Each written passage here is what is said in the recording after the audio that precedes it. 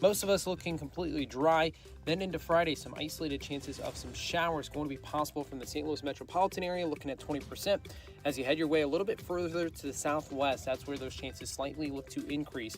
High of 80 degrees, dropping humidity. Into Saturday, going to be looking at a few isolated chances of showers. Once again, mostly dry across much of the region. High of 82 degrees. From the First Alert 4 Weather Center, I'm meteorologist Shane Scotch. There's a lot to talk about today, St. Louis. Let's get the conversation started. This is Mike Ferguson in the morning on NewsTalkSTL.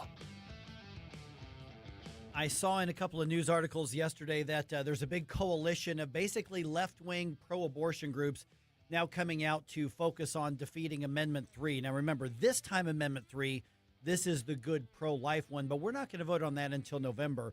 We are going to be voting on 4 different constitutional amendment proposals in August. We've been covering that throughout the week, and we've got a little more details in just a moment.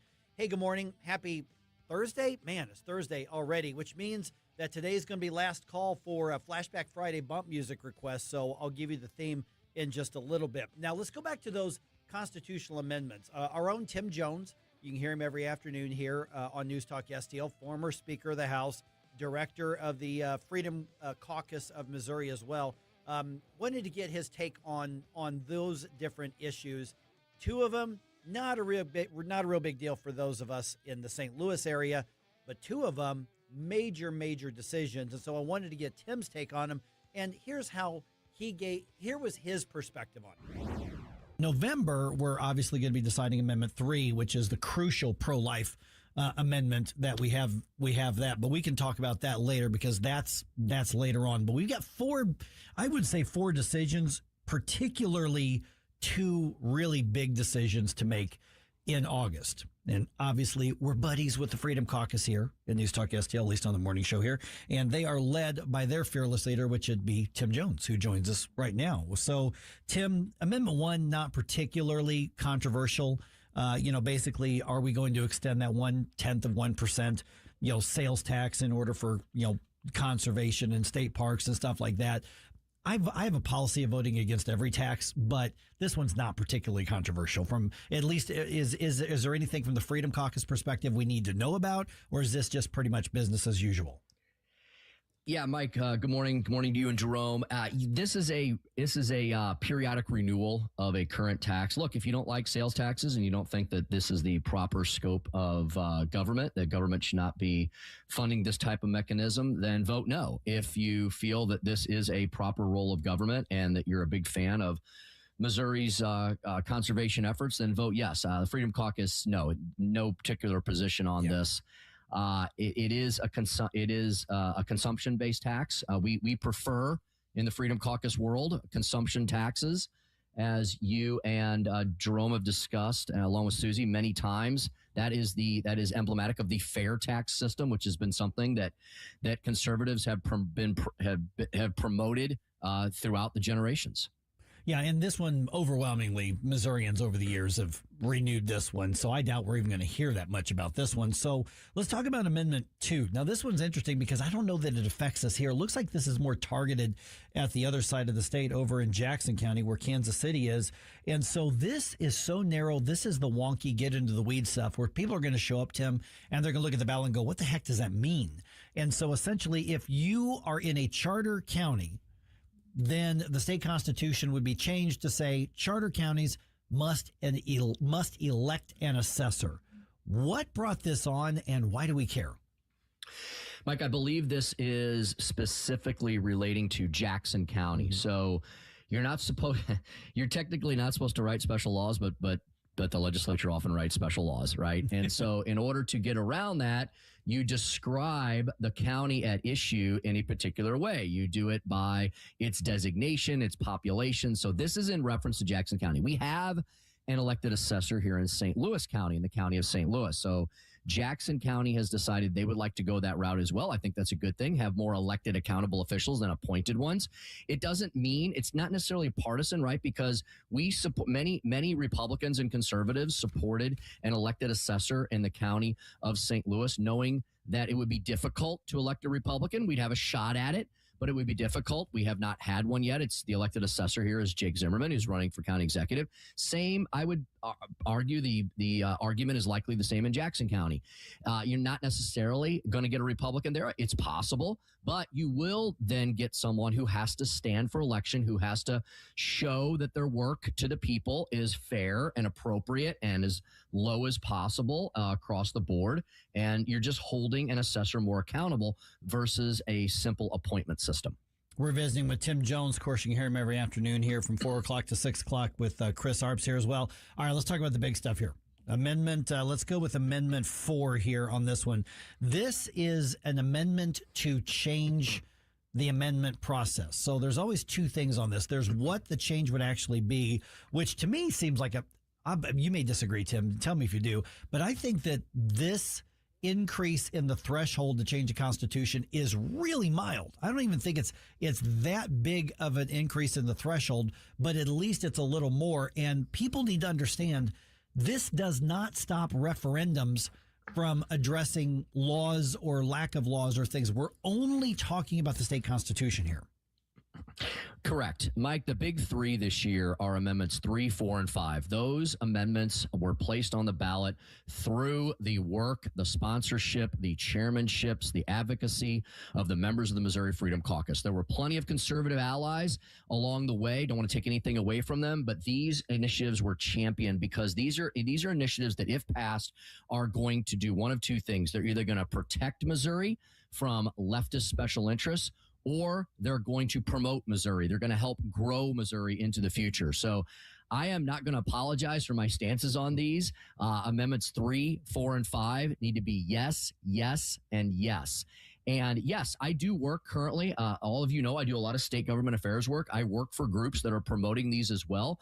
Well, that's because I've stood for these things since the beginning of my political time in life. I campaigned on all of these items when I was running for state representative back in 2006. So we're talking 20 years of a very certain and known philosophy. And that's where I've stood. And that's where the Freedom Caucus stands as well. So yeah, let's put Amendment 3 aside for just a moment. Yeah. It's very important. Many would argue it is the most important because it protects life. And without life, you don't have any of these other debates. But that one will be on the November ballot. Mm-hmm. Yes. What's on in August? 4 and 5. You asked about Amendment 4. That is the Protect Missouri Constitution Amendment. Yes, it does increase the threshold in one aspect. It makes it harder to amend Missouri's Constitution, as it always should have been, right? I don't know where they came up with this idea. In fact, some people have done some research on this and learned that it was in the early 1800s that a group of progressive liberals in the city of St. Louis somehow got this into our Constitution. It was not there since the founding of Missouri in 1821. It popped up in kind of the progressive era of the early 1900s. And it was a way for liberals to put in mob rule into our Constitution. And most states do not have the ridiculously low threshold that we have. And so what has that made Missouri? It has made Missouri a massive target for special interests, leftist special interest, out-of-state leftist special interest, and even worse, foreign special interest. Mike, do you know that Missouri now ranks number 4 in the country of the amount of money that is flooded in here from out of state and out of country foreign leftist interests? We're now around $50 million of money that's been poured into here over the last 6 years, primarily on the Obamacare Medicaid expansion proposal that passed 5-6 years ago, and on the abortion on demand, gender affirming care ideology, bad Amendment 3 that ended up in our Constitution in 2024. $50 million. Why? Well, because it's easy, right? It's really easy right now for leftist special interests to target deep red Missourians and say, hey, we got it done here. We can get it done anywhere. This is what happened to Colorado in our lifetimes. Not that long ago, Colorado was a deep red state. They have an initiative petition process very similar to Missouri's. So Amendment 4 is going to change that. And only that, as you pointed out, it will not affect the statutory referendum process at all. If you are a special interest and you want to try to amend Missouri statutes, and Katie bar the door. You can try and do that all day long. What we're saying is our Constitution should not become a phone book of mob rule, fad of the day, leftist special interest ideology. But that's what's happened to it. We have Medicaid expansion in there. We have abortion on demand in there. We have gender affirming ideology in there. Why in the world would that stuff be in your Constitution? Well, because it's really easy for the leftists to put it in there. And so Amendment 4 would say that you will have a two-step process to amend our Constitution now. I think that's pretty fair. Two-step process, not a 30-step process, a two-step process. You have to pass the initiative with 50% plus one of the entire electorate, as it is now, but you also need a majority in all 8 of our congressional districts. It's got to be something that's popular for the entire state. And there are things that are really, really popular, right? We have seen 80% issues go into our Constitution over the last couple of decades, but they need to be stuff that's approved across the board.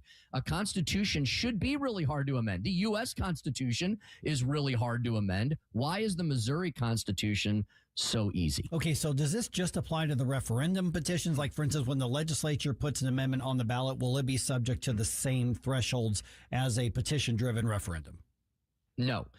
Legislative referendums will still only need 50% plus one. And people say, well, that's not fair. And I go, yeah, it is, because that's called representative democracy. The legislature should have the same thresholds that they do for anything, right? Because they are the elected representatives. When a referendum, when a ballot proposal goes through the legislature, it is fully vetted by the people's representatives and senators for at least 5 months if it goes through in one session. There are a bazillion different eyeballs on that. It goes through the House. It goes through the Senate. It's subjected to public hearings. There's debate on the House floor. There's always extended debate on the Senate floor.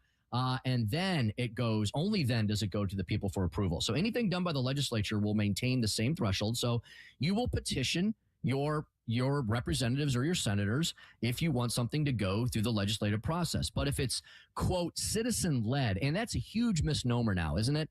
I can't think of a single citizen-led ballot proposal that has been passed over the last several decades, because they've all been funded by very few special interest groups, as I said, largely outside the state of Missouri, and in several cases outside the country. George Soros has been amending our Constitution. Hans-Jörg Wyss, the Swiss billionaire, the Swiss version of George Soros, has been amending our Constitution. How do we know this? Because all you got to do is follow the money. And as I mentioned, over $50 million has poured into Missouri from outside our state, outside our country, to absolutely crush our Constitution over the last several years. So the Missouri Freedom Caucus led the battle on this, got it through in the special session last fall. It's on the ballot. It's Amendment 4. And if you want to protect Missouri's Constitution from any future attack, you need to vote yes on August 4th. Okay, we're a little over time here real quick, but give me the Cliff Notes version, Amendment 5. This is the income tax repeal. And I think one of the things, and I talked to Ben Keithley and Nick Shore about this when we had our town hall meeting on this, is that the messaging is going to be very, very difficult on this, because we're talking about instructing the legislature to repeal the income tax over time. But the way that that's going to be done is not going to be defined in the Constitution. Basically, it's pass it so then we can pass legislation to make it happen under the direction of the Constitution. And that sounds a little wonky, because we are talking about very complex stuff.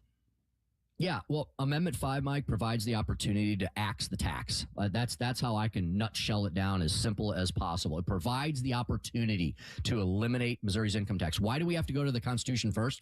Well, because our tax code has been made into Swiss cheese over the last 50, 60 years. Do you know we have over 1,000 exemptions in our tax code? So the special interest, Mike, they've gotten all their tax relief, right? And the carve-outs, and then we have technology. There are things that aren't even subject to taxation that should be. Like, why does the mom and pop store have to pay taxes, but people can avoid that by going online? We have a screwed up, completely upside down system of taxation in our state. We have to eliminate the insidious tax on our labor, the tax on our paychecks, that's the income tax, and move to a consumption-based system. I heard a conversation that you and Jerome had maybe about a month ago. I was up in Jefferson City. I was listening to you on the app one morning, and Jerome got it.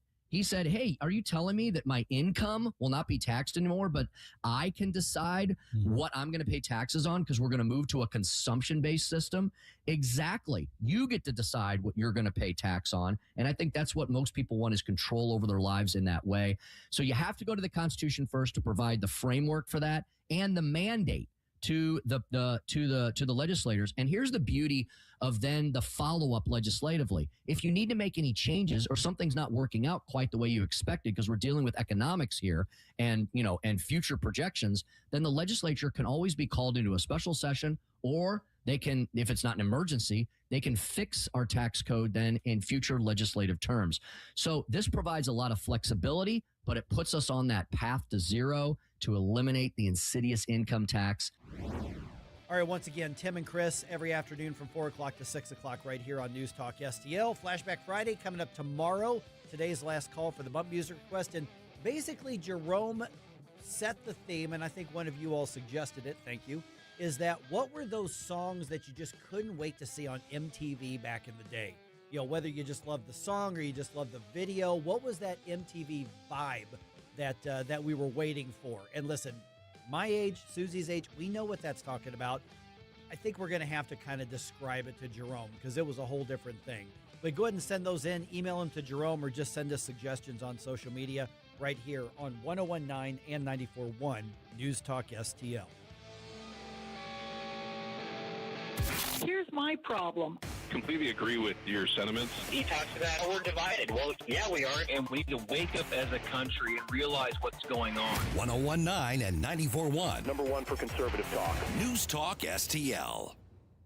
Tony Colombo here for All Solutions Pest Control, the team Christine and I trust to protect our home. We've used multiple services at multiple homes over the years, and I can tell you from all that experience, All Solutions is second to none. If you have a pest problem of any kind, or more importantly, just want to prevent a problem, All Solutions is the team to call. Learn more and take advantage of their incredible $67 introductory offer right now at allsolutionspestcontrol.com. If a pest-free home is your goal, call All Solutions Pest Control.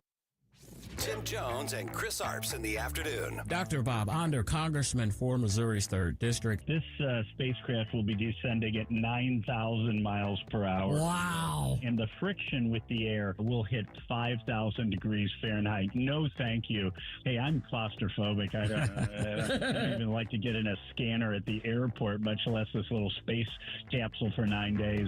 Tim Jones and Chris Arps. Weekdays at 4 on News Talk STL. With all of the celebrations, anniversaries, and holidays coming up over the next few months, where are you going to go to get that special something for the special people in your life? Newsteaders Fine Jewelers, of course. Newsteaders Fine Jewelers, found 24/7 at wowdiamonds.com. Tim Jones here to tell you all about Newsteaders Fine Jewelers. Richard Newsteader and his team serving our region since 1961 with awesome, honest jewelry solutions. They've got everything from diamonds to wedding engagement rings, hand-engraved items, pendants, earrings, and so much more. You can find them 24/7, wowdiamonds.com. That's Newsteaders Fine Jewelers, wowdiamonds.com.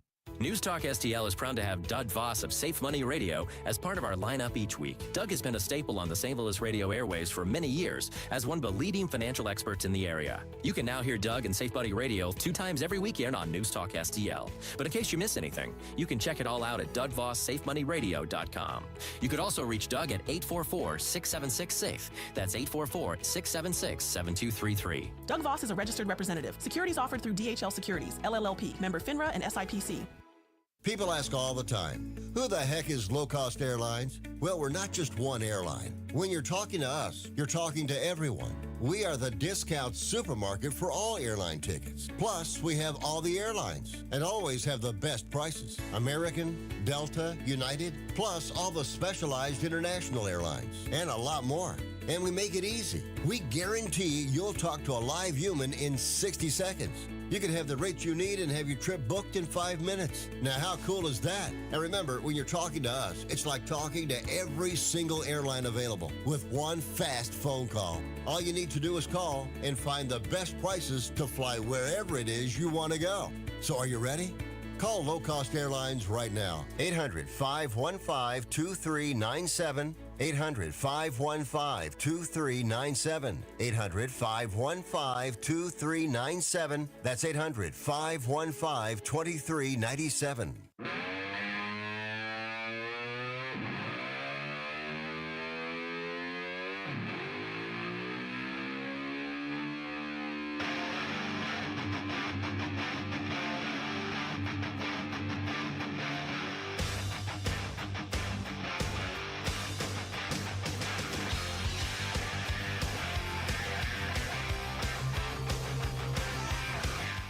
Get up, St. Louis. It's Mike Ferguson in the morning.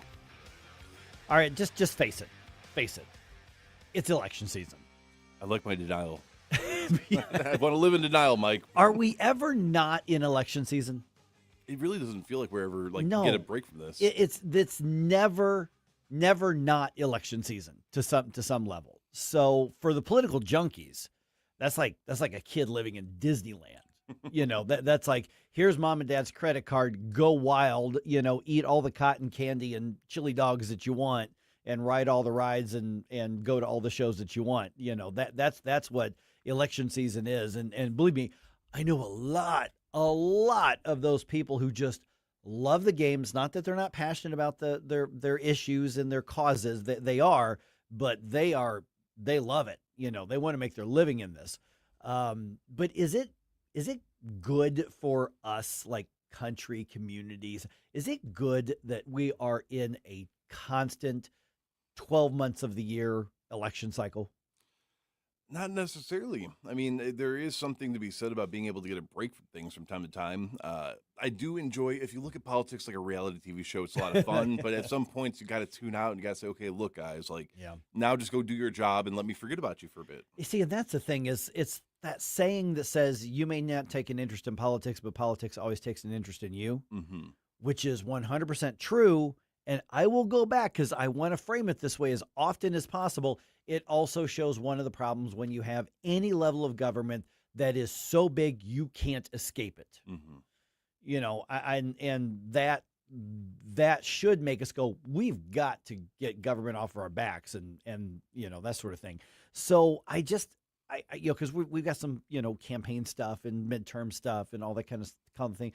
But the bigger picture here is politics should be something we engage in, make our decisions, elect the people that hopefully we trust to make the right decisions. If they don't do it, then we throw them out in the next election. And if they do a good job, okay, you can have another term on our payroll. But at this point, it is 12 months a year, every year, basically no break. Everything is about the upcoming elections, whatever that year is. And the world's going to end if we don't win the next election. And we're going to save the world and save America and save St. Louis if we win the next election. And the reality is that if we take our lumps this time, then we can win next time. And if we win this time, we might take our lumps next time, and we'll survive. It's the apocalyptic thing. We'll survive. We have survived bad presidents. We have survived bad governors. We will survive bad mayors. Now, things may be worse and more expensive, and there could be bad policy, but we can always fight to live another day. But that's the thing is, like, in doing this type of work, I'm supposed to be apocalyptic because that's good for like clicks and everything. But the reality is that these are really important. They affect our lives, but we will survive good and bad presidents, and good and bad governors. And what happens in City Hall is just important to your life. What happens in county government is just important in your life as what happens in Washington, D.C. It's just not as dramatic, That was fun. Yeah, true.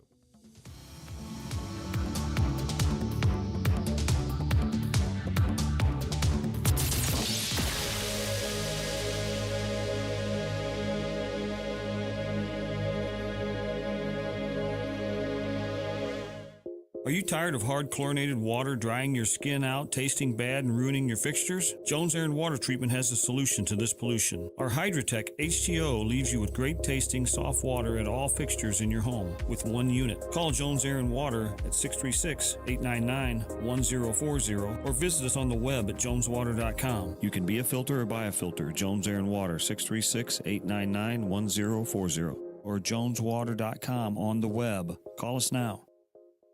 This year, America turns 250, and NewsTalkSTL is celebrating our nation's semi-quincentennial all year long. NewsTalkSTL, #1 for live and local Soros-free talk, with proud supporters of our 250th birthday celebration. Duchenne High School, Moolah Yomo, and Mobile Magic Auto Body. 250 years strong, and we're just getting started. 1019 and 94.1 NewsTalkSTL. Hey guys, don't miss Straight Lines with Elizabeth Kaiser every Sunday evening at 8 p.m. where we talk about so many areas, including AI, law, and health. We have some fantastic guests on my show. Don't forget, Sunday evenings at 8 p.m., Straight Lines with Elizabeth Kaiser. Stand and Fight with Nick Schroer. Hey, it's Nick Schroer. To preserve this nation, to preserve the experiment in liberty that our founders envisioned, we must take a stand and fight. Stand and Fight with Nick Schroer. Sunday nights at 6. Only on News Talk STL. We've been here 30 years, 30 Christmases in this house, and we have the traditions that most families have. That's Terry talking about her experience with Rhino Shield ceramic coating. We did Rhino Shield 14 years ago, and the house still looks the same as the first day. Rhino Shield really worked with me to help me get just the right nice soft yellow, and it's 14 years later, and it's the same color. The main reason Terry called Rhino Shield is because it's backed by its 25-year transferable warranty. It just sounded wonderful that we could have the house coated with Rhino Shield and not have to worry about it again for 25 years. Take it from Terry. Give Rhino Shield a call now for a free evaluation. 877-25-RHINO. 877-25-RHINO. Or visit 877-25rhino.com. There have been neighbors that have come by and said, "Did you just have your house painted?" Because they wanted to know who the contractor was. And I said, "No, it's actually Rhino Shield." 877-25rhino.com. Democracy is loud, and on Tuesday, June 2nd, you can be right in the middle of it. News Talk STL is bringing the St. Charles County Executive Primary Debate to Lindenwood University in St. Charles at the J. Scheidegger Center for the Arts. No reservations, no tickets, just show up. Can't make it in person? Catch every word live on News Talk STL from 7 to 8:30 p.m. The St. Charles County Executive Primary Debate on June 2nd. Brought to you by the St. Charles County Republican Central Committee, Mid-Rivers News Magazine, Lewis & Clark's Pachyderms Club, and the Hammond Institute for Free Enterprise at Lindenwood University. KLGY HD3 Clayton, K270BW Bellefonte, KNBS Bowling Green. This is News Talk STL at 1019, 94.1, and always streaming at newstalkstl.com. Breaking news this hour from Town Hall. I'm Rich Thomason. Fresh challenges this morning to the tenuous Iran ceasefire. Kuwait says it's been targeted by Iranian drone and missile strikes, and the U.S. hit military targets in southern Iran overnight. U.S. forces carried out new strikes Wednesday on a military facility in Iran, what they describe as defensive action. They say it came after the downing of 4 Iranian attack drones that were posing a threat around the Strait of Hormuz. U.S. forces also struck an Iranian ground control station in Bandar Abbas that was about to launch a 5th drone. It all comes after President Trump expressed confidence the U.S. was making progress in talks to end the war.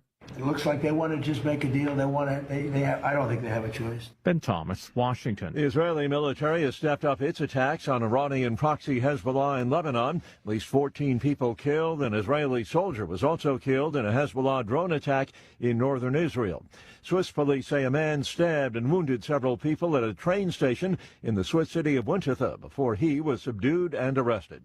2 people confirmed dead, 9 others missing following a chemical storage tank explosion at a paper mill in Longview, Washington. A search for the missing is underway, albeit with extreme caution. Operational conditions, it still remains active and it's extremely hazardous in the recovery environment. Recovery operations will continue as the conditions safely allow. Longview Fire Battalion Chief Matt Amos. Today's AAA national average for a gallon of regular gas, $4.42. It's down about 3 cents from yesterday's average. Watching Wall Street, stock futures are down this morning. The Dow futures off 102 points. NASDAQ futures 164 points in the red, and the S&P futures are down 23 points. More on these stories, townhall.com. Hey, if your loved one is aging but still mobile, still values their independence, there's a simple tool that keeps them safe and keeps you in the know. I am proud to tell you about Safety Plus by Connected Caregiver. Safety Plus is a wearable device that alerts you immediately if your loved one has had a fall. They can wear it as a necklace, on their belt, but there's even a great watch option. There's even a simple push button on the device allowing mom or dad instant access to emergency services. As you age, it's not like you plan for a fall. Suddenly your knee might lock up. There's an uneven surface, wet floor. There's simply no excuse to not wear something discreet that keeps you safe and and can keep you at home longer. That's Safety Plus by Connected Caregiver. To see if you qualify for a free device, call 888-870-8020, 888-870-8020, or visit ccgoffer.com, ccgoffer.com. Again, 888-870-8020. With Connected Caregiver, peace of mind is... From the Michaels Flooring Outlet Weather Center. I'm meteorologist Shane Scotch with your first alert forecast. We're going to be tracking afternoon highs back towards the upper 80s, so a little bit warmer this afternoon, partly sunny. Most of us looking completely dry. Then into Friday, some isolated chances of some showers going to be possible from the St. Louis metropolitan area, looking at 20%. As you head your way a little bit further to the southwest, that's where those chances slightly look to increase. High of 80 degrees, dropping humidity. Into Saturday, going to be looking at a few isolated chances of showers once again, mostly dry across much of the region. High of 82 degrees. From the First Alert 4 Weather Center, I'm meteorologist Shane Scotch. This hour of News Talk STL brought to you by Chris Cooper and Serenity Wealth Management. Business owners, download your free playbook for financial clarity at SerenityWealthBiz.com. That's SerenityWealthBiz.com. Sometimes it seems all lawmakers do is tax and spend. That's why Missouri voters passed the Hancock Amendment in 1980 to place a limit on what the government can do with your money. But the Hancock Amendment is outdated. It hasn't provided a taxpayer refund since 1999 and probably won't without reform. That's why Missouri needs a taxpayer Bill of Rights. Colorado has one, and taxpayers there have received more than $8 billion in refunds. It's simple. There should be limits on government spending and refunds when there's a surplus in the state budget. A taxpayer Bill of Rights constitutional amendment would help limit the growth of government. Missouri's budget has nearly doubled in the past 5 years, yet the state lags far behind states like Colorado in economic growth. The Hancock Amendment was supposed to protect taxpayers. Now it's time for an update and a taxpayer Bill of Rights. After all, it's your money. Learn more at showmeinstitute.org. The Show Me Minute has been brought to you by Show Me Institute and Show Me Opportunity. On the next Larry Connors USA. The story behind the story. The house of mysterious death in Peebly, Missouri. Larry Connors USA. Now weeknights 6 until 8 on News Talk STL. Mike Ferguson. Boo! Relax, nerd. Susie Moore.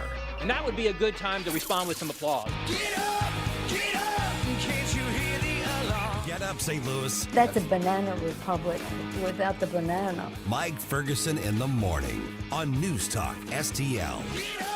This is your cousin. All right, I'm just going to kind of start out by saying I'm looking over some of the social media stuff. It's going to be a weird day. I think like you. St. Louis is in like a mood. I know I am.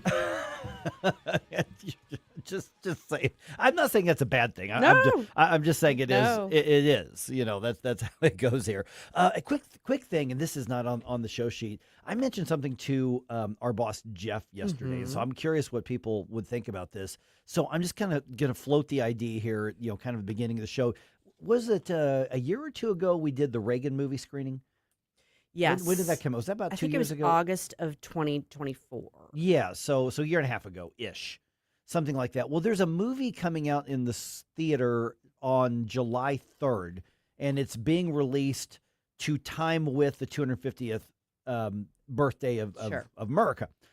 Young Washington. Intriguing. Have you seen the trailer I to have this? not. Okay, I saw the trailer, and I showed the trailer to Jeff. It's by Angel Studios, you know, the ones that do The Chosen and did what was the other one? They did a bunch of the Kurt Warner story and all those. And so same studio, and like it's got big names in it. I mean, it's got like Ben Kingsley, it's got Kelsey Grammer, it's got, you know, a bunch of people you would know in it. And it looks like it was a really high value production wise thing, but it's if it's coming from Angel, it's not going to be a rewriting left wing hit, but it's about Washington as a youngster and kind of how he developed into that. The trailer looks really good, and so I floated the idea. I'm like, Jeff, should we let's see where it's going to play and see if we want to try to do something like that, and you know, but July 4th weekend, that's going to be be really hard because everybody's going to be either traveling or already drunk. Yeah. Just saying. So there might be some fireworks going on. Yeah. But if that is something you'd be interested in, send me some feedback. You know, that just to put it out there. But again, July 4th weekend. If it came out the week before, it might be easier. But it's coming out July 3rd.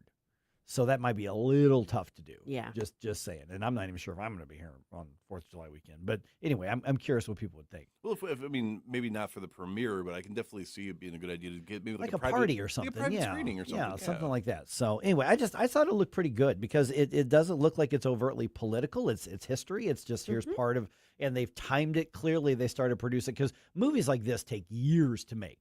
And so they looked at the 250th and said, this is the date, and they've hit it. The movie's ready. So anyway, you may want to look up the trailer, Young Washington trailer. It looks really good. I mean, it's just really interesting. All right, 6:08 here. A few different things that are happening. Let's kind of run down real quick, just kind of get some of the newsy stuff out of the way. Missouri's new congressional map stays. It is going to be used in the midterm elections. All right. Because there was I think the last remaining legal challenge to it, in the courts, at least. It's not the last challenge, but this was the NAACP's lawsuit. Okay. And their basis was the governor didn't properly call the special session that passed it in the first place. Okay. Which is separate. That was a from the long other. shot. Very long shot, and it got slam dunked down. It was a complete unanimous decision against him. Okay, but can I throw out that we still have the little wrinkle in time issue? Yes. Okay, yes. and you are going to be talking to the Secretary of State, Denny Hoskins, about that later today. That's correct. Denny Hoskins will be on the show at 8:05. But yes, please. The wrinkle in time thing. The wrinkle in time thing is if they certify the petition, the referendum petition, it's going to be certified by the deadline, which is August 4th, which is the primary day. So if they certify it and it relates back to when it was filed, then we have an issue about where that leaves us. Yeah. So, yes. There is still that. There will be more days in court. There will be. There will be. But as far as the actual lawsuits against it, this was the last remaining one that got slapped down by the courts. And so now it's going to be, okay, well, what happens if and then and et cetera. So, but that's the ruling. So the maps are the maps. That's the way that's the way it is. And the last time, Denny. It's the maps. That's right. Sorry, Dora. Dora is going to say, no. My Amber was that age. I remember. I knew the song. The last time Denny was on, this is what he predicted was going to happen. So that's where it was. And honestly, I'd forgotten about the NAACP's lawsuit because not being a lawyer, it was so shoddy and such a long shot that even I went, really? Yeah, it didn't really seem to have the steam behind it that some of the other ones might have. Right. So I'm not surprised at the ruling, but yeah. All right, so that's where that is. 8:05 is when Denny Hoskins will be on the show. Let's see here. Also, yesterday there's a coalition being put together to oppose Amendment 3. So usual suspects, they did their kind of announcement on Zoom. I wasn't invited. Imagine that. I can't imagine why. So we're talking the usual suspects, Planned Parenthood, the left-wing extreme groups, and everything. And so they basically had this Zoom press conference to announce their coalition. Here's the thing. We can snicker at them all we want, but they're going to bring in tens of millions of dollars. The good guys here are going to get outspent again. We need to go into the fight knowing that we're going to be outspent again. Now, this time, though, and Steve Rupp from Missouri Right to Life was talking about this at the banquet last week. He said the difference is that the pro-life side is framing the debate now. Yes. The pro-life side is not on defense. And when it comes to those voters in kind of that mushy middle thing, the ones who just kind of feel their way through it, they're not really ideological. I'm talking about your friend or your cousin or somebody who goes, well, I don't like abortion, but whatever. But it's not my place to say what somebody else should do. I blah, don't blah, think blah, the blah, government between them and their doctor. Yeah, right. exactly. And so those are the people we're messaging to. For everybody else, it's about just voter turnout and making sure that you show up in November. Right. But look for tens of millions of dollars to come in on this particular thing, opposing the good Amendment 3. Well, like they were saying, if everybody that is in agreement with the good Amendment 3 and is pro-life gets 3-4 people to commit, okay, we're all going to the polls. We don't have to go together. We're all committing. We're going to do this. If everybody does that, we're good. Yeah, there will it should pass. You got to get people out there. Right. And the fact that this is on the November election obviously helps. The governor made it pretty clear that he wants this to be the only thing on the November election, which is why all the other stuff's in August. And honestly, my take and what I'm seeing on this is that this coalition is going to talk a lot about the abortion side. And they already started. I read 2 articles on this, one from Missouri Net, one from the Missouri Independent. Follow them, a blue sky. They had basically somebody that they were portraying as a victim of the old laws. She had this medical condition, and I was like, ectopic pregnancy. She goes, and my doctor said I had to go out of state to get it. Well, that's just not true. It's like demonstrably false. Right. If your doctor told you had to go out of state to get treatment for an ectopic pregnancy, Yeah, your or doctor a needs to have their complication. license Yeah. removed. Yeah. That's not accurate. Or she's lying. Right.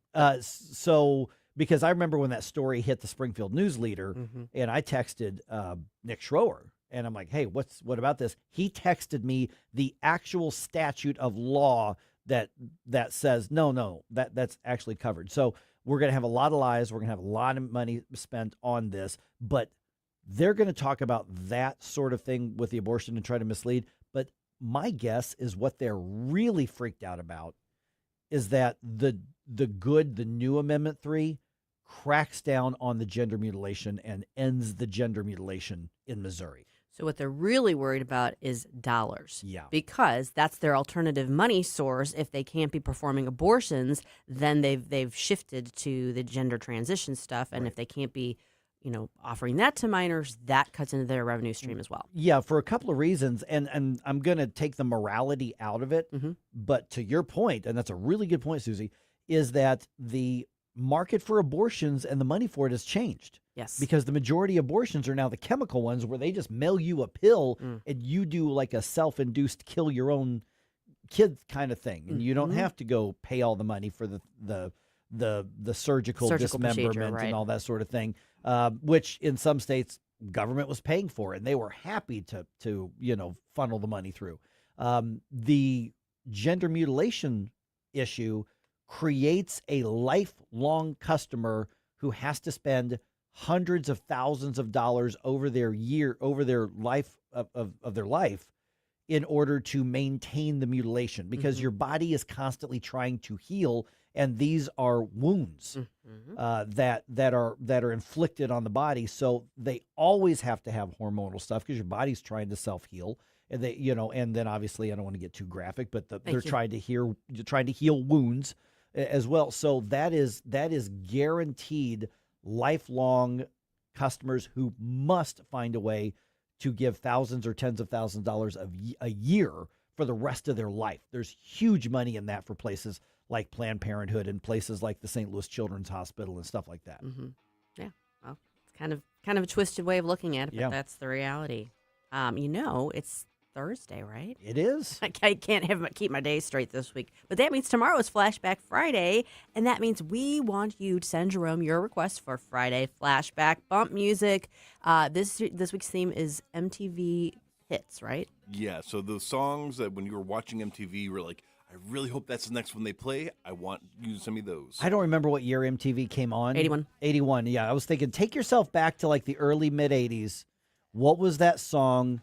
Because we were, well, you weren't, but we were there.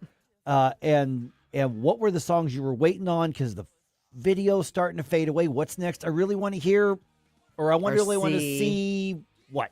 Yes. Send them to Jerome at NewsTalkSTL.com.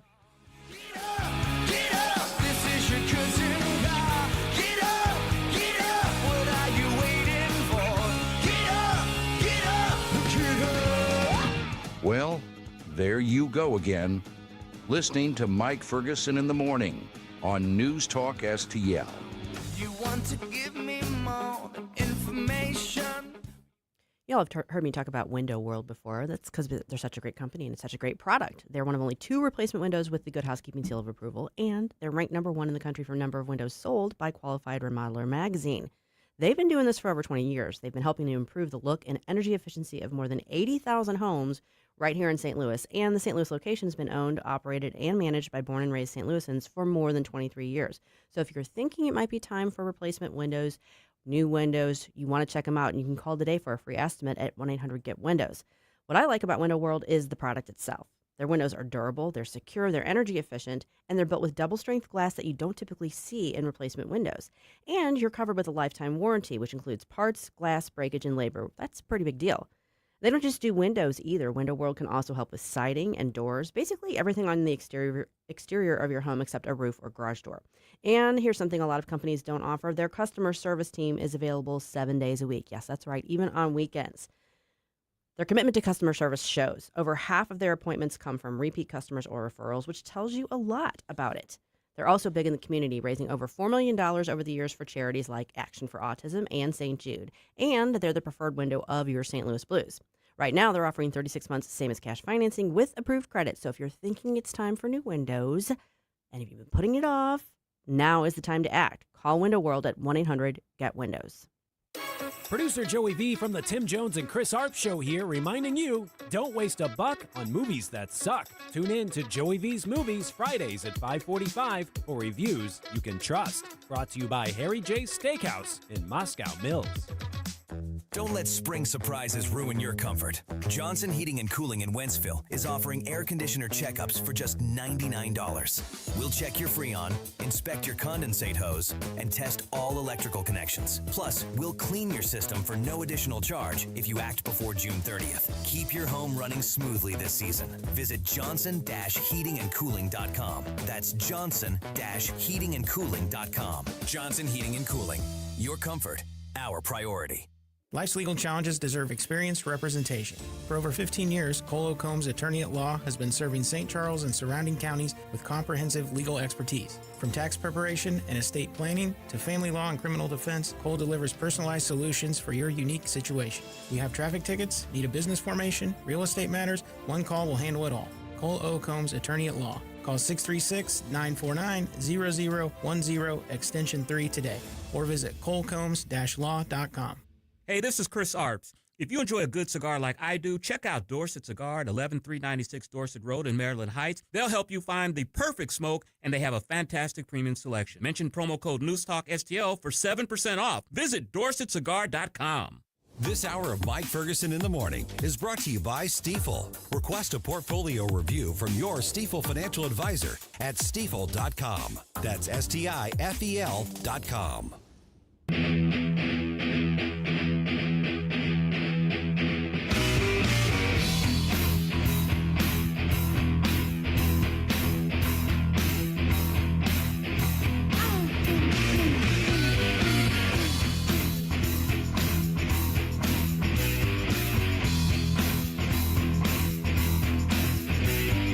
Hi, it's Randy Tobler here. Pour a big cup of coffee and catch my show every Saturday morning from 6 to 9. Right now, it's back to Mike Ferguson in the morning here on News Talk STL. That sounds like the Immigrant song. A little bit, yeah. Yeah, it's Rob Zombie, but it's okay. Yeah. It's got that like same beat. Yep. It's White Zombie. This White is before Zombie, he left the band. Yeah, that's right. So it was Rob Zombie's band White Zombie. Yeah, it's got that's that right, same beat to No, it. Well, and listen, I like Rob Zombie. Uh-huh. But a lot of his songs kind of sound the same. You know, the same kind of beats and the same kind of. This is the first time I've heard this one, but I was like, are we going to hear the little You've never heard Thunder Kissin'? I have not. Thunder Kiss was it 65, yeah. And because this was pretty big when I was in college. Like, this would have been early 90s, I think. Yeah, something like Yeah, that. I was in law school, had my notes buried in the books. No, yeah. So, yeah, no, this was, I think this may have been the first Zombie song that I heard. I was like, oh, this is different. I like this. Because I was still kind of smarting from all of my hair metal bands were suddenly the subject of all kinds of mockery. Aww. You know, all of a sudden, everybody who loved them 5 minutes before hated them now. Fickle fandom. Because they were just sellouts and they need the real stuff that's not corporate, you know, like Foo Fighters. Okay. Well, Foo Fighters weren't even really around yet, but Nirvana. Was, yeah. And Pearl Jam and Soul Asylum. Actually, I like Soul Asylum. You know, Gin Blossoms. I like them too. Mm-hmm. So Smile Empty Soul. Yes, Collective Soul's good. And Collective Soul. I like Collective Soul. Saw them in concert twice. I bet they were pretty good. They were. A lot of soul in the 90s. Yeah, a lot of it. So, sorry for the okay. detour. A little bit. We're getting ready for Flashback Friday. We're just I'm just gearing up. Okay, so here's the deal. Is believe me, we've got all the important stuff and heavy stuff. We're going to deal with it. We're going to get through it. But I am so tired of the news cycle and the national media and the politicians and the activists telling me that I'm supposed to live in constant angst because there's a lot of big stuff going on. Yeah. I've made up my mind I'm not going to do it. It's exhausting. Yeah, I'm not going to allow them to exhaust me. We're going to deal with the important stuff. Like I said, we got it here in the show. Don't get me wrong, but I'm just made up my mind I'm not going to live that way. Amen. Just saying. Okay, but let's talk about one of the big things. We're now at the point Charlie Kirk was murdered September 10th. September. Okay. So we're not even a year into this, but we're now far enough away from this that we're seeing resolutions to some of the consequences that happened at the time. I'm talking about people who posted disgusting, stupid things, ended up getting fired, getting canceled for it. Mm-hmm. So now you're seeing results of some of the lawsuits. Like, for instance, The Hill has an article pointing out a few of those. A woman who worked at Ball State University, which is in Indiana. She's getting a payout, a settlement of over $200,000, $225,000, because she was fired after posting basically an anti-Charlie Kirk statement on social media. Okay. And she was fired from Ball State University, which is a public university. Mm-hmm. It's not a private university. And by comparison, it wasn't the worst out there, but it was still pretty gross, you know.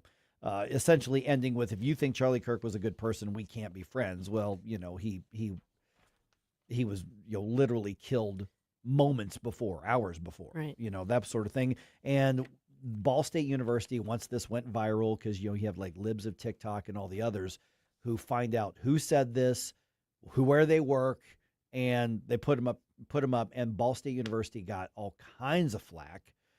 She worked in the, what did she work in? She was the director of health promotion and advocacy. And she posted her anti-Charlie Kirk thing after he was assassinated. And phone calls came in, emails came in, donors were contacting universities saying, I'm done if this is the kind of people that you have here. Right. And she was fired. The university says she was fired for that social media post, which was on her personal Facebook, I think it was. Mm-hmm. But it doesn't matter what platform, it was on her personal account. So she sued with the ACLU saying, you violated my free speech rights. And they have settled with her, and she's getting a couple $100,000. Yeah, and it's a public university, yeah. That sort of thing. Which is an important distinction. It is. It's hard because it's, you know, on the one hand, first of all, I'm a big fan of the First Amendment and free speech, even when it's speech that I find detestable. But you also have to question, okay, at what point does an employer have the right to say, look, you're not representative of who we want working for us. Right. We don't, you know, you're free to say what you want to say, but we don't want that to be the face of our company or our university. Okay, so is this where we split hairs a little bit? Nobody stopped her from saying what she wants to say, but there are possible real-world consequences for what you say. But if government sends out the word, you say something we don't like, you're going to get fired. Is that a free speech infringement, even if what you say is absolutely disgusting and proves to the world that you're a lousy person? I mean, I think you have to take it in steps. I think you have to say, let's take it out of the government realm for a second and say, can a private employer say, hey, you know, Mrs. So-and-so, we don't really like what you said here. We're going to, well, I think everyone would agree. Yeah. I mean, maybe you don't like that they would do that, but you would agree that they would have the right to do that because employers should have the right to hire and fire who they want working for their company. Then the question becomes, okay, if the employer is a government entity of some sort, if it's, you know, a public university, which is kind of weird when you think about the fact that they're government entities, but that's a whole different issue. But anything like that, is there some additional limitation in terms of where they can draw the line? Because like you said, they're catching flack for it too. They're potentially losing. It's affecting them. It's affecting them financially. So where does that line get drawn? And I don't know that I know the answer. I've studied First Amendment law, but I'm sure there are several cases that are pretty close to on point here. I just haven't looked them up. So I don't know. I mean, obviously this is a settlement. You know, this isn't a case that was litigated all the way up to the Supreme Court. So there was a definitive. And so basically it's you're weighing the pros and cons, the costs and benefits of proceeding with a lawsuit and taking it to a jury and seeing what they're going to do with it. So it doesn't set precedent legally. It's basically a cost benefit analysis. Yeah, you should be able to express your First Amendment rights, but at the same time, I'm just so tired of hypocrites. I'm just tired. So you can say we can't be friends if you think Charlie Kirk's a good person. Well, what if the employer thinks Charlie Kirk's a good person? You can't be. Well, then what if you can't be an employee because you think he's a bad person? I mean, we can't be friends either. These are the same types of people that back during, from 2016 onwards, were sitting here saying, free speech doesn't mean freedom from consequence, and they were all about cancel culture, and they were all about finding people for like years old posts. Sometimes, I mean, Kevin Hart got booted from hosting some big event because of a post that he had made like 5 or 6 years before. That was never a big deal, but these are the same people that do that when they have power, and then when they don't have power, then they act like they never had those values to begin with, and I'm tired of it. Right, and so we saw this all over the place, and it was the free speech argument, and I, for instance, in this particular case here, and I'm going to just, when I'm talking about is expressing a gross, disgusting opinion. I'm not talking about people who advocated for great, who's next, go advocate violence against other people like that. I'm talking about people who just reacted with joy or approval or whatever. Something that would not reflect well upon them for people looking at that who. Yeah. So there's that. And then there's also, for instance, you had the, high school teachers that if you go through the archives of like libs of TikTok and some of the others, who were openly celebrating, and we see this on their Instagrams and their TikToks and all this sort of thing. And the question then becomes, okay, yeah, you've got a First Amendment right, but does a community have a right to go, you're not the quality or character of person who should be around children and influencing them? And where is that line? Right.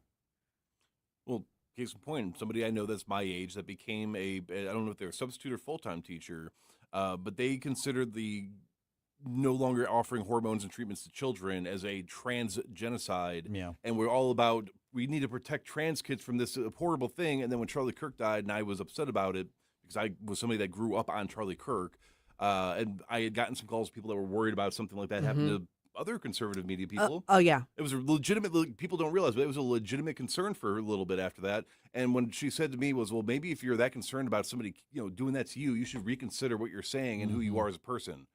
So you're a champion for one cause. When it's you, it's the end of the world. We need to resist. We need to fight. But then, and I I wasn't going around sharing clips of Charlie Kirk and everybody beforehand. But that is what we're dealing with here. And so, yes, I want to be somebody that you can disagree with me and you can have your opinions and you can. No, you can't. Well, what I'm saying is I want to be that kind of person, but at the same time, I'm so tired of the hypocrisy of all of it. If they didn't have double standards, they would have no standards. I absolutely agree on that. The hypocrisy is off the charts, and it's just sickening. And I'm still stuck on where legally, because of course my brain goes to the legal realm, where that line needs to and will be drawn, because, there are repercussions. Like you said, it was affecting the bottom line for the university. At what point do they get to say, look, this is not good for us and we don't want you as our employee anymore? Let me put it another way, just from the freedom perspective, where is the line between you're free to say it, but there are consequences, and also that line that says the point of the First Amendment is to allow all kinds of opinions, even if the ones that are grotesque and macabre. Yeah. No, I mean, that's exactly right. That's the age-old debate, and I don't know that there's any clear answer. I think people have maybe a different place where they draw the line depending on the topic. So it does. I don't know that there's an easy answer to it. Yeah, because I struggle with it because these people are gross, and I don't want my tax dollars paying for them, especially in the public schools. I'm also basically a First Amendment absolutist. And I think I am a First Amendment absolutist, but I don't think the First Amendment covers everything. Same, but what I'm struggling with isn't that. It's, does the employer have the right to say, look, we don't want to associate with this. We don't want to associate with you. We don't want you representing us. That's the consequences part. I know. By the way, if you want to give a birthday shout out to anybody, who just turning 54 today. Who? The busiest man in Washington, D.C., whose name is not Donald Trump. Who? Marco Rubio. Today is his birthday? Today is his birthday. Wow. He's 54. He's now as old as me. Little Marco. He's busier than me. He's come a long way. If anybody's got a Marco Rubio meme of him finding out it's his birthday today, please send it to me. I wish I'd known I could have worn my Marco shirt. Yeah, just one last thing, because this is actually a good point, too. These types of people, remember when silence is violence, but somehow now literal violence is not violence? Right. Isn't that interesting? Oh, yeah. Yeah, Jay Monty pointed that out. That's a good, absolutely. Another news, a little bit brighter news. The America 250th celebration picks the music guests for this year's national celebration. We're going to tell you who's going to be there to sing, dance, maybe lip sync. Yeah. Is Millie and Vanilli going to be there? I have questions. I have questions. Oh, I'm about looking, this. I'm looking forward to this coming up here at 6:35.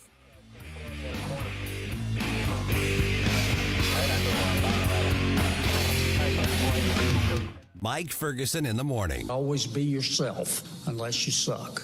On News Talk STL. From the Michaels Flooring Outlet Weather Center.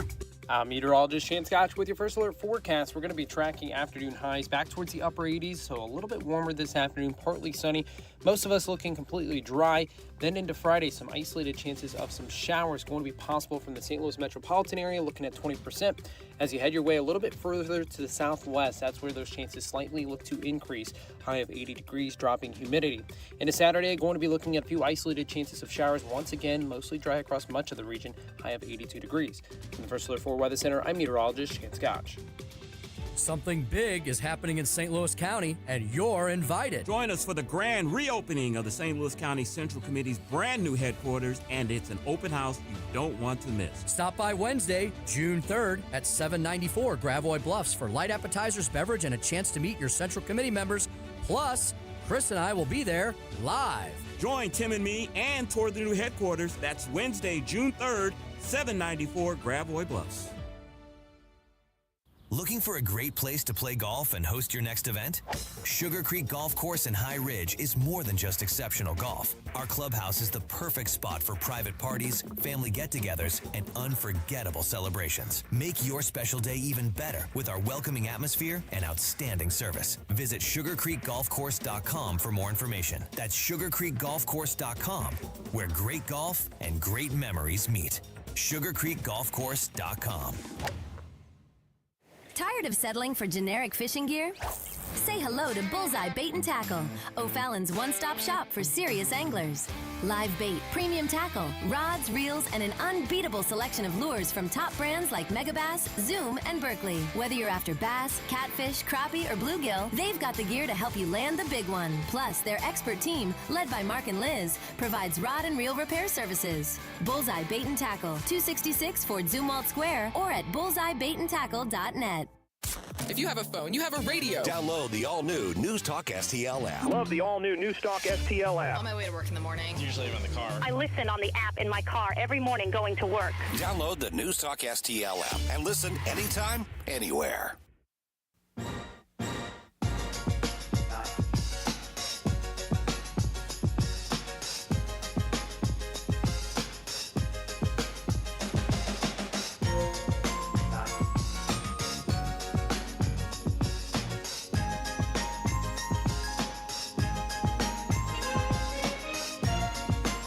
Hey, this is Todd Showalter. Join me for the Right Mind Show on Saturday at 5 as I try to put some fun back into this wacky radio station. You know, and speaking of wacky, let's get back to Mike Ferguson in the morning.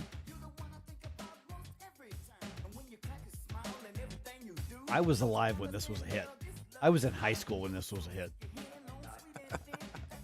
Well, I mean, speaking of lip syncing. Yeah, see, because you made that like, that sort of like a throwaway comment, and then we got to the information segment. I'm like, no, that's right. No, it's true. Yeah, Girl, you know it's true. Jerome, you know it's true. Wow. That was just because my mind's in Flashback Friday mode right now. So yes. I'm surprised I got that one right. Okay, we all are. Okay, so here's what's going on. Ooh, I love you. The America 250 Freedom 250 celebration. Yep. Going to be massive in Washington, D.C. So they announced the music lineup, and they're basically calling it the Great American Fair. So take your state fair, which, I mean, come on, we all grew up with, like, you waited with bated breath to find out who was going to be playing at the state fair. Missouri side, Illinois side. Illinois side, back in the day, basically every year, REO Speedwagon was there, no matter how big they were at the time, because they always came back to the Illinois State Fair.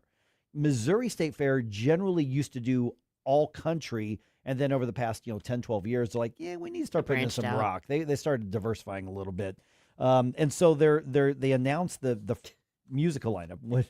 You're looking. I just handed it to you. Oh no, I saw it yesterday. Oh, did you? Okay. Oh yeah. Okay, so and some of these I totally get. I mean, because you want a variety of music styles to represent It's a variety, everybody. but I feel like the people that reached out to these musical acts are late Gen X, early millennial. Yeah. Okay, so let's look at there's very kind of narrow window of like time frame. I'm going to go just over the course of kind of in order. So they're going to start with Martina McBride. All right. I get that. Yeah. I get that. You Right. know, I She's got mean, some iconic songs. right. Yeah, And totally get massive, that. including the Independence Day song. Yes, Which is exactly. actually not, I mean, it's actually about domestic violence, but It is, but it's still a great. It's still it's a great song. hook. And I think Hannity uses that. Oh, yes, he hook, you know. does. Yes.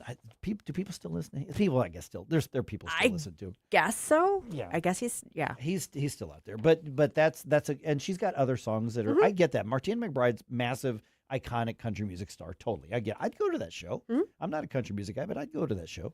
And then how about I didn't even know they were still around. CNC Music Factory. Yeah. Again, I'm like going back to like the late '80s. Yeah, like that was high school. This was college. Yeah. For For some of me, us high school was like old late folks. '80s. Yeah. He's just. I'm what 5 years behind you or something like that. No, 3. 3 years behind you. 3 years behind. Yeah. So we don't make me 60 we before were my time. we were 3. You were a junior when I was a freshman. Or senior. Or probably. senior, maybe a Yeah. senior, yeah. But yeah, CNC Music Factory. Gonna make you sweat. Mm-hmm. I had no idea they were still around. Mm-hmm. Nor did I. Yeah. And okay, then Milli Vanilli. Milli Vanilli. Which they aren't still around, so I can't No. figure it out. Well, first of all, one of them's One dead. of them's gone, for sure. He's dead. And then the other guy, the other one with the braids, who didn't sing. So who's performing? Millie. Well, or is it Vanilli? Well, I don't know if it's but- Millie or if it's Vanilli. But then they've got Vanilla Ice next, so maybe they're going to do like Right. a combo Millie Vanilla Ice. Or maybe it's the actual singers from the album that are going to finally get their shot in the spotlight. Oh, look at that twist. But that was actually that was actually exposed later because they won a freaking Grammy. Yeah. And they had to give it back. Yep. And the thing is, Jerome, it's a laugh line now. At the time, this was a massive scandal. I mean, because people actually took the award shows really seriously. Yeah, they were a bigger deal. They back were a then. huge deal back then. But I mean, first of all, you could probably get most any artist of any genre you would want for something like this. Now, I saw a report that said Young MC was going to be there, and then on his, is he on there? Yeah. Because I saw a social media post on his account, or that was attributed to his account, that's saying, I'm not doing it. I'm not, because it was like a anti, I don't want to get in the politics of it thing. So I don't know if he's going to be there or not. You would think that they would have that nailed down You would making think. the announcement or before, yeah. Yeah, and by the way, I'll put the question out there: who should they be inviting here as well? So I don't have the list in front of me right now, but is Tom McDonald part of the guests that are featured? No. Wow. No. No But this Tom is, McDonald. I don't think this is necessarily an exhaustive list. I think this is Yeah, like the yeah. preliminary, like. These are like the headliners, Right. So each of these performances might have other people, but these are like the headliners. I would be shocked if there aren't going to be a bunch more people that are part of the festivities. Tom McDonald definitely should have been a headliner. He's not on the list. Wow. Yeah. Yeah. But I mean, even like Vanilla Ice. I mean, he had his like moment, and he had the moment for a while, and then but I was like, really, of all the people out there, that's I gambled next to him in Vegas on my 40th Did you birthday. really? Yeah, he was standing next to me. Did at he the have craps like table. the weird haircut and everything, or was he in don't- was he in his grungy period? Well, this was my 40th birthday, so it was 2008. So he was. Oh, he was well past that. Yeah. No, I mean, he looked pretty normal, but you could tell it was him. Yeah. Yeah. The Commodores, thumbs up. I That's saw great. them at Six Flags. Oh, I bet that was awesome. Yeah. That's a great choice. That's love it. I don't know who that is. Oh, you do though. You do though. Look up the yeah. Commodores and their songs. You will know immediately. This was the band Lionel Richie was in before he went solo. No, Commodores has so many. You might not know who Lionel Richie is. Oh God. Well, I know whose name that is. I just don't know. It's Nicole Richie's dad. Oh, that guy. Yeah. But Yeah, no, Commodores, you will know their songs. Great choice. That's I had no argument here. Morris Day in the Time. Also totally, fun. Totally. Yeah. Yeah. Drop the bomb on me. And so. Well, no, yeah. that's the Gap Band. Oh, Gap Band. I'm sorry. Morris Day in the Time. Yeah. That's what was the other one? Their big one. OEO. Yeah, that's it. But no, that was great because you got to have some like classic like Yeah. R&B, the good R&B stuff out there. Yep. Flo Rida, I know. Hey, I know Flo Rida. Yeah, so Flo Rida, I'm like, okay, whatever. It's a little more 2000s. Yeah. And Bret Michaels, obviously from my era, from Every Poison. Rose has its sword. Yes. Is that, Yeah, okay. yeah, Poison. I get there, but I'm like, there are some names on here I am surprised aren't. There are some names not on here that I'm surprised were not part of this like initial announcement. Lee Greenwood. Lee Greenwood is one. Kid Rock. That's another one. John Rich would be John another Rich, one. yep. I'm surprised that Which those is three are why not I on think this is not an exhaustive list. Yeah. I think this is like one asset. I mean, this is going to be a massive celebration. There's going to be multiple stages and multiple hundreds of thousands of people. Okay, Kid Rock not being a headliner though that's just bizarre given the fact that he's even more politically relevant now than probably at any But what other I'm period of saying his is, career. I don't know that this means that he isn't going to have a prominent role in some of the festivities. It just means that he's not going to be like on this particular thing. Well, okay. Somebody just mentioned Ted Nugent too. Oh, yeah, I, Nugent, I yeah. could see that. Yeah. Well, I think he will be there. I think there will people like that will be featured. My disgruntlement is not because he might not be involved. It's the fact that if these are the names that you're teasing to get all this interest, Lionel Richie or the Commodores or whoever that was listed is not somebody that's going to speak to a lot of people that are probably Commodores. No, that's that are younger. Well, not to younger that are but- under like 55. No, well, I would say Commodores were still popular in the 80s, but Commodores are just such an iconic soundtrack. I mean, and you do want a variety there, but you do want some younger artists, you do want some older artists, but Commodores would. Yeah, I'm totally on board. To the point I was making earlier, this speaks to our generation and a little bit below us, with the possible exception of like Flo Rida. Yeah. What does Flo Rida have to do? Like, he's not even like known for political patriotic anything. I don't think this is supposed to just be patriotic. See, that's what brings up my next point is that if it hasn't already, somebody's going to try to politicize all this and make this out to be the Trump party.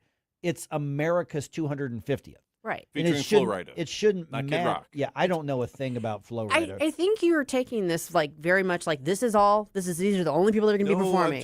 I'm specifically telling you I'm not doing that. It's just bizarre to have Flo Rida be one of the big. He's not been relevant since I was in middle school.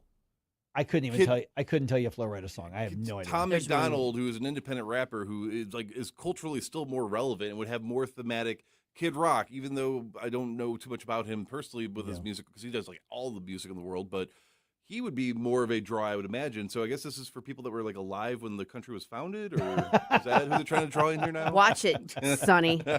No, the reason I'm pushing back on this is because I think this is like a preliminary list of one specific aspect of the celebration. I don't think this is exclusive. I think there's going to be names like Tom McDonald, Kid Rock, people like that are going to be associated with these celebrations, just maybe not this particular part of it. Yeah, I mean, and I mean, this seems like heavier on the rap side more than I thought it would be. Yeah, or at least the R&B. Yeah, well, and hey, R&B, real R&B. Right, but you're not seeing really rock. No, you're not seeing no. a whole lot of country. You see Martina McBride. That's it, really it. I mean, on the rock, all you've got is Bret Michaels. Yeah, that's it. And all you've got for country is Martina McBride.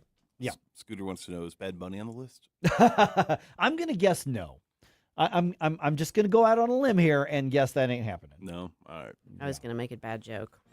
Oh, you still have time. No, I'm gonna pass. Okay, I'm not gonna do it. But that's curious. Who else would you want to see? Send me that.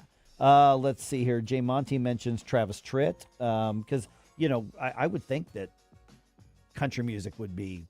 Again, I just feel like this is one discrete part of it. I think there's gonna be a lot more people. Because it's basically about a week and a half, 2 weeks long, is what you're looking at. Kathleen says, say no to Flo, and I agree, Kathleen. Get Flo right out of there. On a different note, one of St. Louis's best-known charities needs extra support right now, and we're going to tell you who and how you can help at 6:50.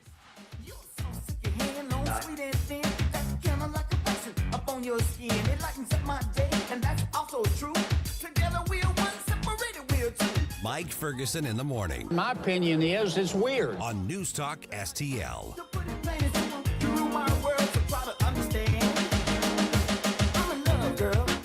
one of the best things you can do right now, just financially, because there's a lot of changes in the housing market, is how about invest in your home? What's going to really drive up that value, that curb appeal, and that pride of home ownership is doing those unique things that solidify the outside of your home. I'm talking about your deck. I'm talking about that beautiful fence. I'm talking about all of those things that make the statement about your home and your property. That's why you got to talk to my friends at STL Fence Works. Mike Ferguson here for STL Fence Works, where they can help you transform your home into that safe, that stylish retreat. And they are talking about using those lasting values, premium, low maintenance fences and decks. We're talking American-made materials. We're talking about American crews. We're talking about professionals who will come in and build that deck with the composite materials, that fence with the composite materials, low headache.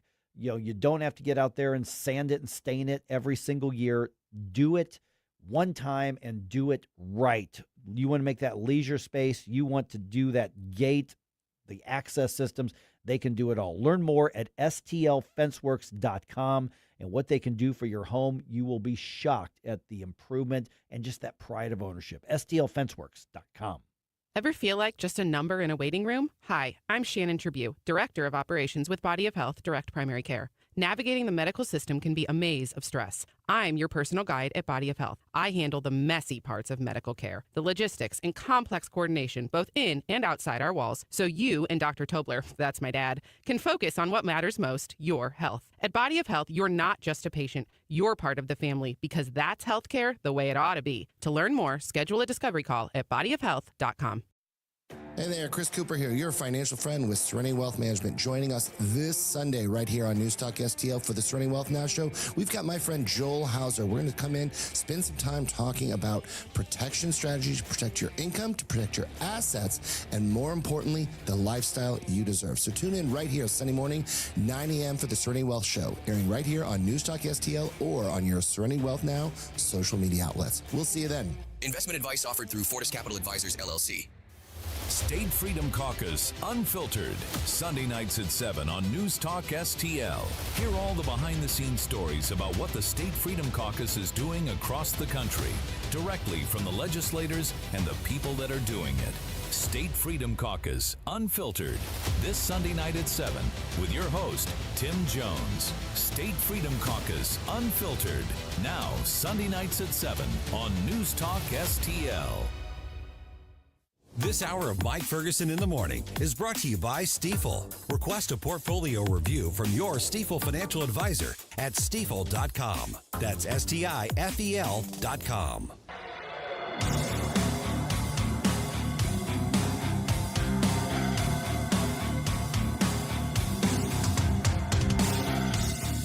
Have you cried yourself to sleep? Have you felt this incomplete? Good morning, Missouri. It's your boy Joe Pags. I'll talk to you tonight at 10. But right now, let's get back to Mike Ferguson in the morning. All right, is this the worst ceasefire ever? I don't know. It's not very ceasefire-y. I mean, missiles are flying all over the place. It's a very tenuous one. Yeah, Let's say that. definitely. I'm telling you, they missed a comma. It's cease fire. Punctuation matters. Yes. All right, the new Missouri map stays. Republicans get another win in court. Details coming your way. And the Cardinals hope to reset after they got swept by Milwaukee. Eesh. Ouch. Yep. Wow. And this loss last night or yesterday afternoon was particularly painful. I'll tell you why. 6:51 right now. Let's go ahead and get going with a news dump. The Morning News Dump, brought to you by Whistle Pig Outdoors. Successful dump. Wake up, America. It all worked out. They got all the news. The Morning News Dump. U.S. military forces shot down at least 4 Iranian drones, and a ground control station on Wednesday was blown up. The Iranian vessels are believed to have been a threat to traffic in the Strait of Hormuz, and I haven't seen, Susie, whether they were specifically saying commercial traffic or military traffic. I have a feeling it's probably all of the above is Probably what they were in all, responding yeah. to. Yeah, and then, of course, right before that happened, President Trump holding his cabinet meeting, and the president said that Iran is currently, his words, negotiating on fumes, after the Iranian military has taken so many beatings. Here's what he had to say. It looks like they want to just make a deal. They want to. They have, I don't think they have a choice. They're just going back to the internet because they're getting clobbered. Their economy is in free fall. They have 250% inflation. Their money has no value. Their whole economic system is broken down. And obviously, Iran is still talking pretty tough online and in diplomatic circles. Yes. All right. A key part of the battle over the new congressional districts in Missouri is over. No, I'm just saying this is the key part. And this was kind of one of the last, if not the last standing lawsuit in this. The Missouri Supreme Court on Wednesday ruled against the NAACP, which had challenged the legality of the special session that resulted in the new map being passed last September. So let's just take this step by step real quick. Is that were they directly challenging the map, saying the map is bad or the map is wrong or the map is illegal? Not really. They were arguing that the governor did not appropriately and legally call the session in the first place, and therefore anything they did would have been null and void. That's what they were arguing. So it was a creative argument. It did not fly. Yeah, and it was unanimous decision on this. The new map gerrymanders an additional seat in the U.S. House for Republicans by splitting up the Democratic-heavy 5th District in the Kansas City area. Opponents of the new map are hoping voters will essentially veto the new map with a referendum that could be and will likely be put on the November ballot. We're going to talk to Secretary of State Denny Hoskins about that at 8:05. Okay, Missouri is not going to suspend the state's gas tax. Okay. Yep. That's the word from Governor Keough's office. Some state lawmakers have asked for a special session to pause that collection of the tax. Bad idea. I agree. Which is assessed per gallon and is used to fund road construction and road maintenance. 3 other states have either suspended or lowered it. President Trump has floated the idea nationally. I agree with you. As much as it stings for the gas prices, and with the new hostilities, the prices could go back up a little bit in the coming week or so. It's just bad policy. I did see $3.89 coming in this morning. I did not see that. I saw $3.99, but I didn't see $3.89 at both of the gas $3.89. stations on Dorset. Yeah, and I saw $4.29 in South City last night as well. That was at the Quick Trip there off of Lee May Ferry. Which reminds me, I need to stop and get gas on the way home. Yeah, exactly. All right, a House Republican introduces an amendment, as in a constitutional amendment, that judges and members of Congress can only be natural-born citizens. Here's the report from Bernie Bennett out of Washington. South Carolina Congresswoman Nancy Mace proposes a constitutional amendment prohibiting naturalized citizens from serving in Congress, becoming federal judges, or holding Senate-confirmed positions. In a Wednesday statement shared on X, Mace said she introduced a long-overdue joint resolution for the constitutional amendment, noting, quote, "This is the very same standard the president and vice president are required to meet." Mace, who's running for governor in South Carolina, suggests that U.S. officials born in other countries could have split loyalties. Bernie Bennett in Washington. Okay, I got mixed feelings on that because if you go through the work and become a U.S. citizen, some of the most patriotic people I know are naturalized citizens who really wanted it. Yeah, I do too. But I get the argument. I know. I mean, obviously, we have that stipulation for the presidency. Yes. Okay, and I'm good with keeping that. Expanding that, I understand what's fueling this. I understand. I'm like emotionally on some level, it's like, oh, I kind of agree with you, but I agree with you, Mike. I don't think we want to set that bar, and I think that if someone goes through the process of becoming a naturalized citizen, then they shouldn't be prohibited from holding office. And then you deal with the consequences, and sometimes it's going to mean somebody maybe doesn't rule the way you want to or doesn't govern the way you want to, but that's true whether they were born here or became a naturalized citizen. That's my take on it. Entirely disagree. I think Nancy Mace is doing the right thing here. I support this 100%. Yeah, it's never going to happen. I don't think not. we're never going to see another. We're not going to get the SAVE Act either, probably. We're never going. I can dream. Well, we're never going to have another constitutional amendment. I don't think our Constitution will ever be amended again. I think we're too divided. I don't think it'll ever happen. We're stuck at 27. On anything. Yep. All right. We talked about this a little bit yesterday. The Democratic National Committee released its autopsy on the 2024 election. I mean, if you're a Democrat, you got to look at it as an autopsy. Blaming the loss on, among other things, former President Joe Biden's decision to seek another term for a hot minute. That report failed to mention things like the then president's disastrous debate performance. Get this. Former First Lady Jill Biden was on CBS News Sunday morning, and she said that at the time that was happening, when that was what I called the kill shot from Donald Trump when he goes, I don't think he knows what he's talking about. She said she was frightened as she watched her husband on the debate stage with President Trump. I had never, ever seen Joe like that before or since. Really? Yeah. Or since. Yes. Or You've since. never seen him like Never. that. No. Liar. What happened? I don't know what happened. I mean, as I watched it, I thought, oh my God, he's having a stroke. Liar. Yeah. We all saw him like that And before, afterwards, Jill. you're like, you're great. Not, do you need help? Can we go sit down and get some medical attention? To throw in the towel, put him on a stretcher. Oh, my goodness. I've never seen him like that. By the way, Dustin May had a no-hitter going into the 8th inning last night. Oh. And Brewers scored 2 runs in the 8th and ended up winning the game 2-1. Oh. Dozens of out-of-state law firms are crashing into St. Louis trying to get your business. My advice, rely on a hometown firm. Under Law has been here for years. There are lawyers raising their families right alongside yours. And when you're injured by someone's careless actions, you are entitled to full compensation. You want lawyers who will not bend to big insurance, but will stand defiantly protecting you. Under Law, O-N-D-E-R, underlaw.com. Under wins. Dude, this house is perfect. Crumbs everywhere, sticky counters. I've already texted the colony. Sweet. I'll bring my 500 cousins. This'll be the biggest ant rager of the summer. Let's party! Wait, what's that sound? Oh, no, it's those trucks with the green wheels. Party's over, man. Party's over. This is Derek, the owner of All Solutions Pest Control. We'd love to help you out. Give us a call today for a free estimate at 636-486-7888. If a pest-free home is your goal, call All Solutions Pest Control. Dr. Michael Lewis, West Point grad, physician, and retired Army colonel, is considered the world's leading expert on the use of omega-3s in brain health. He's also the author of When Brains Collide. Dr. Lewis, a lot of people take fish oil supplements, but how do you know they're working if you're not testing? Elizabeth, I've come across the biggest breakthrough in my 30-plus years of medicine. What if you could test yourself at home to see if your fish oil supplements are actually working? And then have the right product, a combination of fish oil and olive oil, a perfect Mediterranean diet in a bottle delivered right to your doorstep. This is the answer to the American ultra-processed food diet. Email me at test@brainhealtheducation.org. That's test@brainhealtheducation.org. Email Dr. Lewis today at test@brainhealtheducation.org and take the first step toward a healthier brain. Your future self will thank you.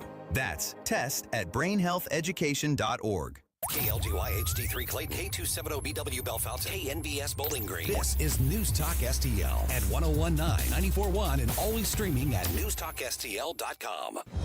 Breaking news this hour from Town Hall. I'm Rich Thomason. An egregious ceasefire violation, that's what the U.S. military says Iran is guilty of after the Iranians targeted Kuwait with missiles, which were intercepted.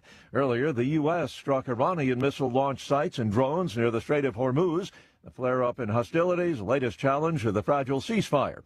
And beyond military action, the Trump administration's placed additional sanctions on Iran, this time targeting the country's newly created agency that's trying to control shipping through the Strait of Hormuz. It's the latest effort to use economic leverage on top of military action to push Iran's leadership into an agreement to end the war and open the waterway. The sanctions were announced after officials told AP U.S. forces had carried out new strikes on an Iranian military facility after downing Iranian attack drones. I'm Ben Thomas. Israel is more aggressively going after Iran proxy Hezbollah in Lebanon. The latest on that front, Israeli fighter jets struck a southern suburb of Beirut. President Trump gets a courtside invitation. President Donald Trump says he plans to take in an NBA Finals game in New York when the series comes to Madison Square Garden next month. Trump says Knicks owner James Dolan asked him to join when the Knicks play either the Spurs or the Thunder. New York reached the finals for the first time since 1999 after sweeping Cleveland in the Eastern Conference Finals. Trump, a New York native, praised the Knicks' performance and called their return to the championship championship round after decades of futility. Quote, great to see. I'm Gethin Coolball. House Democrats introducing a bill. It's aimed at blocking construction of the president's proposed triumphal arch near the Lincoln Memorial. On Wall Street, Dow futures are down 94 points, and NASDAQ futures off 125. More on these stories, townhall.com. Spring cleaning isn't just for your house, it's for your life. If your job is getting old, it's time to clear the clutter and spring into IT. Go to My Computer Career. My Computer Career helped me get the skills and certifications I needed to start a new life as an IT professional in months, not years. Earn the certifications the top employers are looking for right now. Visit mycomputercareer.edu and take the free career evaluation to see if it's time to spring into IT. Financial aid is available to those who qualify, including VA benefits. When you're vacationing in your RV, there are some things you can always count on. Taking the kayaks out on the lake, hot dogs on the grill, and your sister's boyfriend pulling out his acoustic guitar. Everyone quiet! Harrison's playing.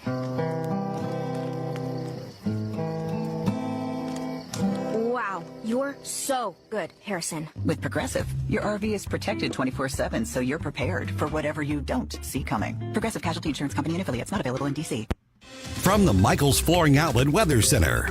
I'm meteorologist Shane Scotch with your first alert forecast. We're going to be tracking afternoon highs back towards the upper 80s, so a little bit warmer this afternoon, partly sunny. Most of us looking completely dry. Then into Friday, some isolated chances of some showers going to be possible from the St. Louis metropolitan area, looking at 20%. As you head your way a little bit further to the southwest, that's where those chances slightly look to increase. High of 80 degrees, dropping humidity. Into Saturday, going to be looking at a few isolated chances of showers. Once again, mostly dry across much of the region. High of 82 degrees. From the First Alert 4 Weather Center, I'm meteorologist Shane Scotch. This hour of News Talk STL brought to you by Window World of St. Louis. For replacement windows, doors, and siding, call 800-GET-WINDOWS. That's 800-GET-WINDOWS. Looking for a fresh eating alternative for you and your family? Head on over to CJ's Restaurant and Bar in O'Fallon. CJ's literally offers something for everyone, from young to old. We're a casual American eatery with a wide-ranging menu of pastas, salads, and sandwiches, all served in a comfortable, warm environment with a family-friendly atmosphere. From vegetarian options to hearty classics. We offer dine-in, carry-out, catering, and even have a banquet room for your special events. Come see us or visit us on the web at cjsofallon.com. If you love your pet, which I know you do, then they deserve the excellent treatment and care they'll receive at Pacific Animal Hospital in Pacific, Missouri, a full-service veterinarian facility. Originally built and grown by my dad, Dr. Bill Jones, a new generation of wonderful veterinarians and staff at Pacific continue to provide outstanding medical, surgical, dental, boarding, and grooming services for your favorite furry friends. Our family entrusts the care of our pets only to the experienced docs and staff at Pacific Animal Hospital. You should too. Call them today, 636-257-2100, 24/7 at PacificVets.com, PacificVets.com. Mike Ferguson. I don't know how to put this, but I'm kind of a big deal. Susie Moore. They look very aggressive. I think they want to beat me up. Get up, St. Louis. So it's time to get out of bed. Pour yourself the greatest cup of Kofifi the world has ever seen. Rise up with one voice. Drain the swamp and take back our country. Today's the day we're going to do it, and it's time to do it right now, believe me. Mike Ferguson in the morning on News Talk STL. All right, got an update to a story that always gets a lot of people's attention here, right here in St. Louis County, right here in the region. This seems like such an easy concept. When in doubt, when raunchy material might end up in front of children, give the parents a heads up. Seems pretty basic. I mean, this seems really easy. This is not a complicated concept.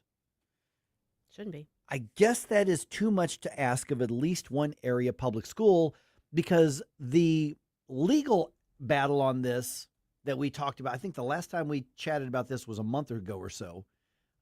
We have an update, and it's not going the way that it should be going. We're now joined by Mary Catharine Martin from the Thomas More Society, and they have been locked in this back and forth with the Kirkwood School District. And Mary Catharine, I mean, I don't mean to oversimplify this, because there's the complex legal aspects of it that are involved, and there's third-party stuff, and then the access point and all that kind of stuff. But you would think that an organization, a taxpayer-funded organization that exists for one reason only, and that is to help with the preparation of children's minds, that they would want to tell parents, hey, by the way, watch out. This type of stuff could be accessible to them. What is the dysfunction in this so far? Because last time you told us about this, it just seemed like the violations of the Kirkwood School District were pretty clear, but they don't seem to be backing down. What's the update? Well, thanks for asking. Thanks for having me. It is as simple as that. And unfortunately, it's just there are a lot of different manifestations of the things that are coming before the kids. And unfortunately, I believe the holdup is they don't want to ask parents because they don't want to hear no. Right. So, the occasion for our latest letter, and you're right, I was on here a month ago talking about the Day of Silence protest.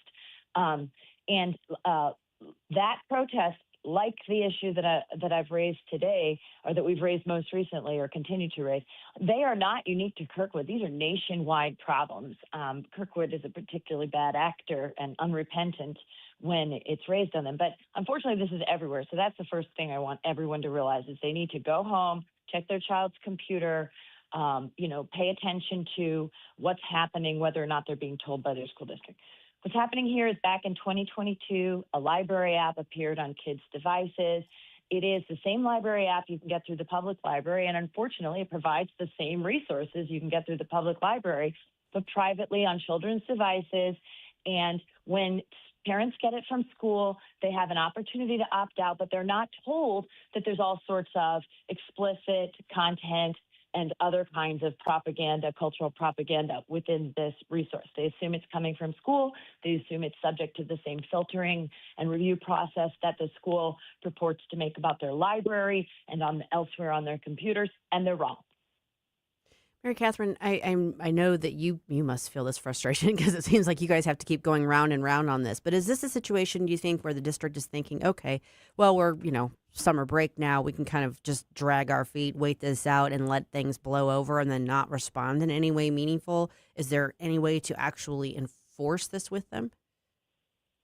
Well, short of a lawsuit, which is now available to parents thanks to some recent Supreme Court decisions, short of a lawsuit, it seems clear that Kirkwood School District is not going to completely reform itself. I will say that back in the fall, we did tell them about this content and about the new law at the Supreme Court. It's not a new right, but the Supreme Court made clear that parents have a right to notice. And they made things worse. And one of the reasons we're writing these letters is to make parents aware that not only did Kirkwood School District, before they didn't have any notice, now they've notified parents that they fixed the problem.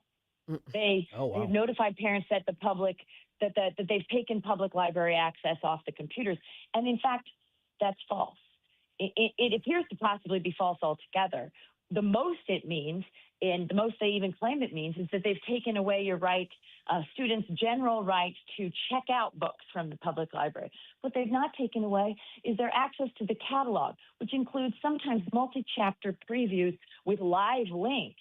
And I mean, if you're talking about a sex encyclopedia, for instance, which is one of the examples of things that are on there and available to children below high school, if you just read chapters A and B, you can learn a lot, right? And that is still available. And they've gone and told parents, well, the public library includes some things you may object to, but don't worry, it's gated unless your child has a library card. But then they still allow them access to all these previews.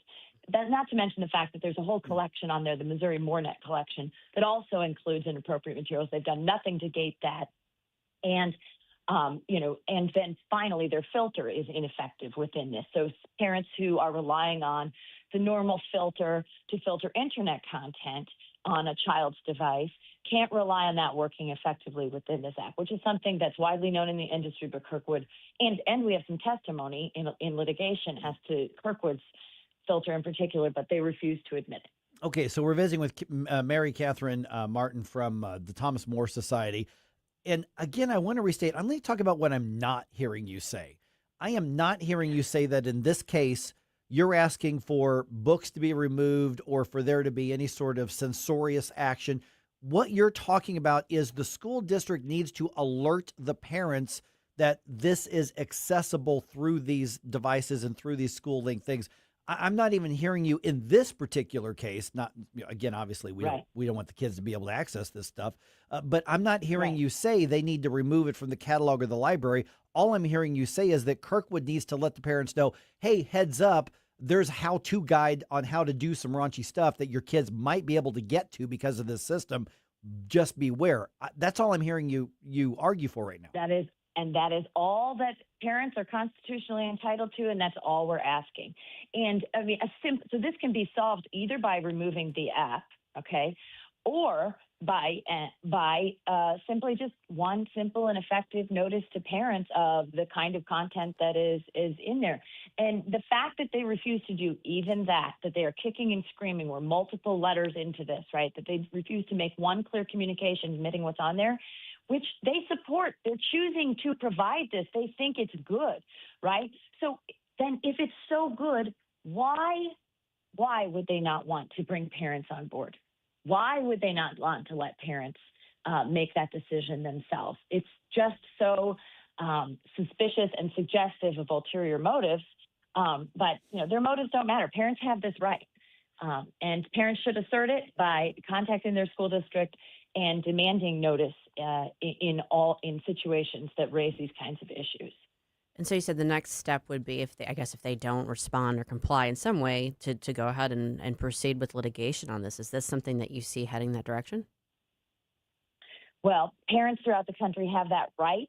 I can't speak to this particular instance or Thomas More Society, but we do have some very damning facts in Kirkwood. They've been very clear that they do not intend that they believe that they've complied with the law in this area. And, right now we're still in the trying to educate them. This law is developing. And in fact, the Thomas More Society had the most recent Supreme Court case in this area that made clear that this right does not just extend to religious objections, but to all parents. So all parents, whether their objection is religious or not, have a right to guide the upbringing of their children, and they should assert this right against their school districts. If parents spoke up in volume, right, with respect to materials like this, then school districts would find it too costly to provide them. Does that make sense? So this opt-out right is not a nothing right, but it's much more powerful if, parents speak up in volume, because what we want is for the school districts to realize, we have a right to provide this propaganda, this explicit material, but it's just too much of a hassle. Why don't we teach math, right? Why don't we teach what parents are expecting their children to get at school and not, political and cultural propaganda? I'm gonna go out on I would say a limb, but I don't think it's a limb. These school districts in the system, they know, I think, what the implications of the law are. I think they just, like Susie said, they want this to kind of fade from the headlines, and they just don't want to empower the parents. I think they know exactly what the law and what the Supreme Court rulings mean. Why they're dragging their feet has as much to do with a moral and ethical outlook as it does a media or a legal outlook, I think. Well, I think we've all dealt with children who aren't going to comply unless they're forced, right? I mean, at least we know in Kirkwood they know what the law is. That's what the Thomas More Society is trying to do. And then in coming on your show and in other forms of media, we're trying to make parents aware of their rights throughout the country so that parents, by far, one piece of litigation is not nearly going to be as effective as thousands of parents asserting their rights. Does that make sense? So, I'm a lawyer. I'm supposed to want to sue people. But the fact is, what I want is for parents to have and assert their rights. But absolutely, I think that what you're raising is suggestive, is suggested by the fact that, the intent that you're raising, the intent to go around parents, the intent to continue being scofflaws until they're forced is definitely what's suggested by the fact that the remedy here, notifying parents, is so simple. And they still refuse to do it. They'd rather go back and forth with us than send one effective notice to parents about what they're actually doing. Okay, so Mary Catharine, last minute or so that we've got, I think there's probably a lot of people, and it's like you said, not just Kirkwood. I suspect there's probably something like this in almost, if not every, public school district in our entire region right here, both sides of the both sides of the river. Absolutely, there is. This Yeah. is provided by the state. This app is provided by our state government. Okay, so there's going to be a lot of parents who are listening or grandparents who are listening, and they're saying, oh, Mary Catharine, you're absolutely right. This is awful. But my goodness, it is really intimidating for me to try to speak up and push back against this behemoth that is the school district.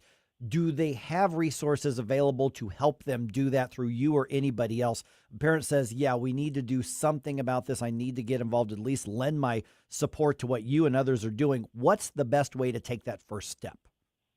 Well, first of all, I want to make clear that any parent can contact their school district and opt out without any special form. They don't have to wait for the school district to create a form, right? They don't have to wait for a lawyer to create something that matches their situation, right? Because we are trying to advise when we put a model up, that's something that anyone can use anywhere, right? It may not suit a particular situation. Everyone has a right to opt out of content, not just this app, but any content that offends their religious or closely held beliefs that are not religious. They can approach their school district, ask who controls opt-out, and tell them what they don't want their children to see without notice. That's available to everyone. Now, Thomas More Society has some resources available. You go to www.thomasmoresociety.org, and that's more with one O, like more potatoes. And you can read about the rights of parents under these most recent parents' rights precedents. And there are some materials to guide you there. There are also other organizations with model opt-outs. If you Google model opt-out. But again, you can put any closely held belief on an opt-out and hand it to your school district, and they're legally obligated to follow it. All right, Mary Catharine Martin, Thomas More Society, thanks again so much. I have a feeling I'm probably going to be calling and asking again as this sort of updates, because this is one of those areas where we can't just let it fade away. We have to keep the heat on. Well, and I just want to add, too, that we're trying to get public enforcement authorities interested in this. We have law enforcement who have admitted that if you gave this material to students on the street, you could be arrested because that material is that virulently explicit. Yeah. Okay, it constitutes pornographic for minors in this state. Yeah. So Wow. we are also calling on the Secretary of State and the Attorney General to make this a priority. Again, the relief is just one notice to parents. Yeah, exactly. It's inexcusable. It hasn't happened. All right, Mary Catharine, thanks so much. We'll talk to you again soon. Thank you. Take care. Thanks so much. Hey, we've been talking about this. Coming up next Tuesday, June 2nd, it's the live debate for the St. Charles County Executive Primary. It's going to be featuring the three top candidates. That's Steve Ellman, the incumbent, Bill Eigel, and Jason Law. Mike and I are going to be moderating that. So panelists, yeah. We're panelists. Yeah, Jamie's the MC, and we're going to be asking the questions. So what we're wanting to ask you to do is to send us your questions, because we want your participation in this. We want everyone to get, we want to get a good variety of questions to put to these candidates. These are going to, one of these three men is going to be the next St. Charles County executive. So we want you to send us your questions. You can send them to Mike at NewsTalkSTL.com or Susie at NewsTalkSTL.com. The event is next Tuesday at the J. Scheidegger Center for the Arts at Lindenwood Campus. It is from 7 to 8:30 p.m. You do not need to reserve a spot. Just show up.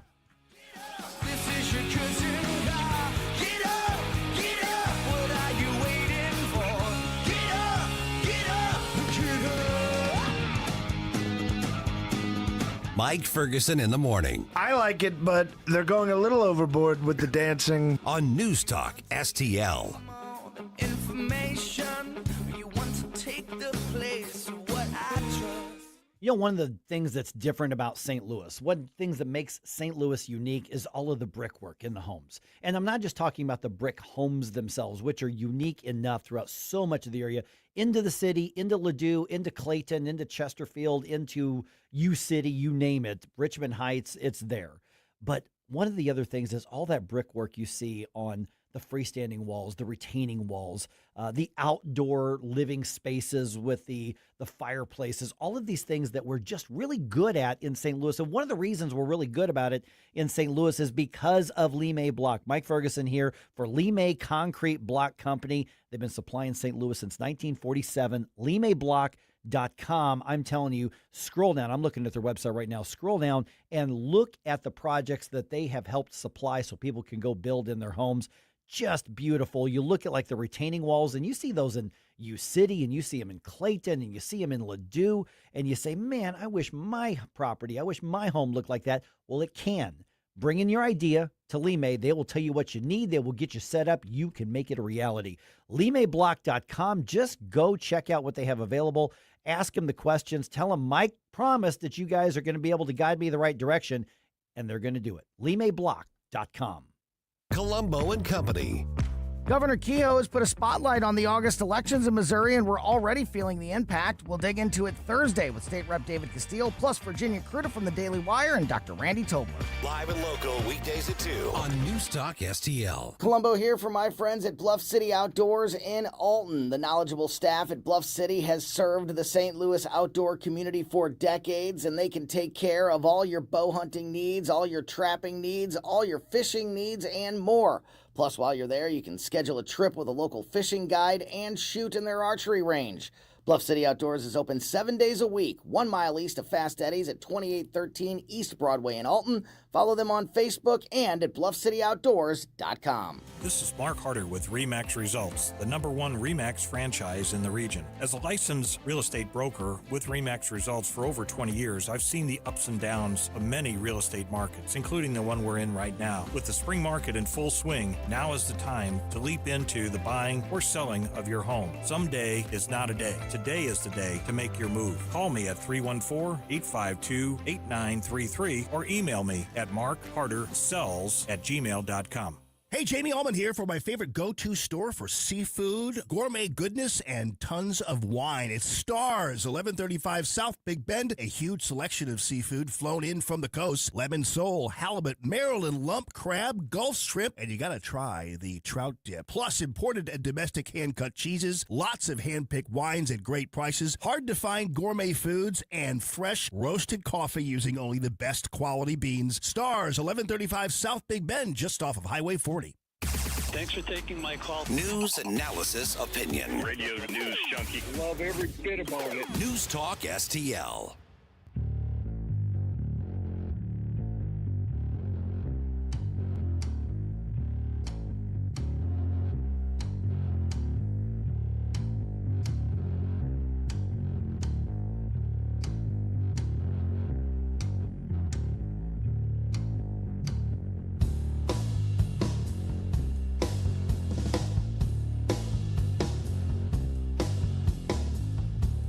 Hey guys, Billy Crow here from Jeffco Patriot Radio. Hope you had enough time to freshen up your coffee, because now we're back with Mike Ferguson in the morning. Okay, Susie, you mentioned this a little bit earlier this week, the days of the week. Yes. Today's National Burger Day. Yay! And by the way, this whole thing that Susie's talking about, like being a burger aficionado, that's not put on for media. That's a real deal. That's a real thing. I love She burgers. loves herself a burger here. I do. Now, of course, somebody ranked the burgers. Of course they did. Though the national chains here. But I put the question out on Rumble. We could put it out on another social media. If you want to get a great burger in St. Louis, where do you go? So we'll compare notes on what was ranked as the best national burger chains. Now, there are some that you're going to go, why isn't this on there? Well, because you had to be at least in 10 states. So there are some like regional restaurants that aren't in there. But where are the best ones around St. Louis? Let me know. Send me a note here. But here's a question. Is there going to be a lame duck part of the Trump presidency? You're like, well, there's always a lame duck. But there's a lot of stuff that there always is that isn't with President Trump. He is unique. Yes. So Chris Arps is going to be on with us at 7:35, and I want to get his take on that, especially as the dust has settled from that Republican primary in Texas, among other places as well. Okay, so how fast does the news change? Well, about as fast as an Iranian drone or a U.S. missile. Yeah, or a tornado. Keep up with all of that through redstate.com, of course. So, Susie, what is hot off the presses today? This is the Red State Rundown. Speaking of that primary in Texas, we've got this one from Rusty Weiss. Low T Tallarico really wants you to know he likes meat and makes Buttigieg look normal by comparison. Yeah, the gloves are off. Tallarico is the one who is going to be taking a lot of fire between now and the general election, and I think it's well deserved. So good. Yes. You love to see it. Also, this involves Texas too. From Ward Clark. Low T. Low T Tallarico. It's already there. I just stopped there. Just low T. Yeah. That's how we need to brand him. Just low T. Low T. I do like the fact that I called him Alfred E. Newman yesterday, and so did the president. I don't know if he's listening to us. If he is, Hi, President Trump. Border win. Chinese special interest aliens caught by Texas canine. Yes, there are still people trying to breach the border, but they were caught. Good, thanks to a good Texas canine. And then last but not least, we kind of talked about this earlier. From Sister Told Ya, Dr. Jill's dramatic new spin on Biden's debate disaster fails the smell test, complete with receipts. Yeah. Yeah. And Mr. President, if you are listening, how about Black Label Society for the Great American Fair? Just saying. Just put a little Hard Rock in there. There you go. All right. Okay, 7:26 right now. So there's the website is Burger Beast. Okay. They're all about burgers. Mm-hmm. And they said, okay, what are the best national burger places out there? Now, there's going to be for instance, I will tell you right now, that Harpo's is not on there because Harpo's They're not national. They're not national. Right. Yeah. So they're not saying the best ever burgers, just of the big ones. And so they only had like 6 on their top list. So I want to go through those fairly quick. And I put the question, we're getting some pretty good suggestions here. If I'm going to go get a great burger, where should I go? But number 6, Outback Steakhouse. Yeah. I mean, because when I go, I haven't been Outback in forever, but when I go there, I go for the actual steak. Yeah. but apparently they've got a pretty good burger. Yeah. Okay. I'm not going to, I can't dispute Yeah. that. That's just not what comes to mind when I think great burger. I am going to dispute their number 5 list. Okay. Denny's. I don't think that's a top 5 burger anywhere. People go to Denny's for burgers. Yeah, you don't go. You I go. mean, not since I was a kid and we were traveling. You go when you're drunk or hungover or high to get the Grand Slam for a few bucks. He says not from experience, but just because he's heard rumors. Yeah, there's one near my place. I'm telling you, I look at the people walking in and out. Yeah. What about IHOB? IHOB. You remember that rebrand? They tried for a little bit. Yeah. No. Okay, so number 4 here, because I want to get to the local stuff. I buy this one, Chili's. Okay. That's pretty good. That's a pretty good place. Okay. All right. Yeah, it's pretty good. Cheesecake Factory was number 3. I never thought of Cheesecake Factory as a burger place. Me neither. No. Cheddar's. I didn't know Cheddar's was in more than 10 states. No, I mean, I know where the one is in Columbia. Yeah, That's it. I eat there a lot when I'm traveling to Kansas City. Number 1, Buffalo Wild Wings. Really? Yeah. Over Red Robin? Okay, so Red Robin isn't in 10 states. Oh, Red Robin I thought Red Robin burgers are a lot better, but they just aren't big enough to make it there. Okay, did they exclude fast food from I this? think they just included them, Because and they just didn't make with the that grade. list, I gotta say, at least Culver's should have topped some of those. We actually, somebody just mentioned Culver's on social media here with us. I forgot who it was. Well, and they're not really around very much anymore. They're mostly closed. But Yeah. Fridays used to have a really I was about good to say burger. Fridays. Fridays had a great. Fridays had a great burger. Red Robin has a really good burger. Locally here, where would you go? Well, obviously Harpo's. Well, Harpo's. Yeah, Harpo's has great. They great. do. Somebody mentioned Wendy's. PMS 3105. Wendy's has some darn good food. They do. And I love that dive bar atmosphere. I've spent a lot of time at Wendy's. No complaints. I'm just going to say I've spent a lot of time at Wendy's. I know Wendy's. Where else do you think here? I'm getting some other ones. You want a burger, Jerome? Where do you go? Whoever's going to pay me, I will go to, and I will give them a shout out. Oh, No. 101 straight up mentioned Culver's. Yeah. Oh, yeah. Okay, so Jerome, you mentioned this because I was going to say that too, the Post. Yeah, in Creve Coeur, they've got Well, some they've really got good like food. 3 posts, Mhm. and they're all really good. And then you got the Five Guys, which is a little bit overpriced, a little bit overhyped. But Yeah. I mean, it's better than like McDonald's, Burger King. I don't actually dislike Wendy's, to be honest. I will Yeah. eat Wendy's before I go to Buffalo I Wild Wings. have to say this about McDonald's. I mean, the thing about them is you know what you're getting, and if I'm traveling, like if I'm on the Mhm. road and need to eat in the car while traveling, nothing beats a QPWC. I mean, it's not QPWC? quarter pounder with Quarter cheese. pounder with cheese, yeah. Oh. Yeah, it's easy. I mean, it's easy to eat while driving. I will just say that. I know from experience. Another one is there's a really good bison burger at Duffy's. Yeah, Duffy's has decent Duffy's has burgers. a pretty Yeah, good one yeah. too. I haven't had one in a long time, but Tucker's I think has good burgers too.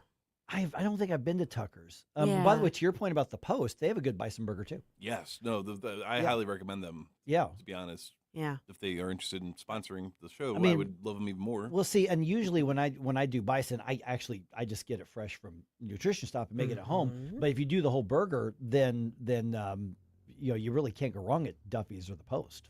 Bottom line is burgers are great. Oh, I love burgers. Yes. I love me a burger. But and all joking aside, Harpo's has I mean, their wraps are good. Their food's great. Their food's I really know good, I tell you guys about that because I'm advertising for them, Right. but they really do have great food. She's like passionate about her advertising because you can almost see like in her like the cartoons in the brain. There's like a dancing burger in her head when she's talking about it. You can see it here in the studio. I might know what I'm going to be having for dinner tonight. Just saying. Something that, if you're not a big burger fan, well, shame on you because I love burgers, but what I love as well is all of the Flashback Friday requests we're getting. Reminded this week's theme is going to be MTV hits. These are the classics or just whatever song that when you were watching MTV, you were like, wow, I really hope this video comes on next. We've already got a lot of great requests in, but there's still room for a few more, so get them into me, Jerome at NewsTalkSTL.com, and let me know when you listen so you can actually hear your request.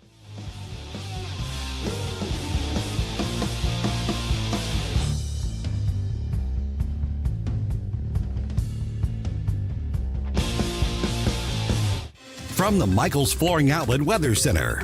I'm meteorologist Shane Scotch with your first alert forecast. We're going to be tracking afternoon highs back towards the upper 80s, so a little bit warmer this afternoon, partly sunny. Most of us looking completely dry. Then into Friday, some isolated chances of some showers going to be possible from the St. Louis metropolitan area, looking at 20%. As you head your way a little bit further to the southwest, that's where those chances slightly look to increase. High of 80 degrees, dropping humidity. Into Saturday, going to be looking at a few isolated chances of showers. Once again, mostly dry across much of the region. High of 82 degrees. From the First Alert 4 Weather Center, I'm meteorologist Shane Scott. John Beal Roofing reminds you we are in the stormy season, and that means if you have even the smallest leak in your roof, you could soon have a much bigger issue. Call the John Bill to make sure that your biggest investment is protected. That call can save you major dollars. If you do get hit during a storm, John Bill has a rapid response team. Call 1-800-NEW-ROOF. 1-800-NEW-ROOF. 1-800-NEW-ROOF, John Bill.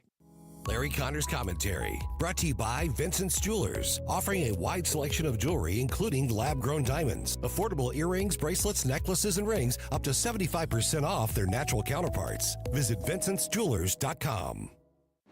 This is Larry Connor's Commentary on News Talk STL.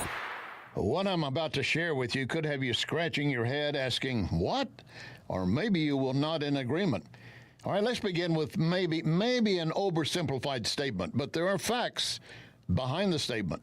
In nation after nation, when smartphones become widely available, the birth rate in that nation declined.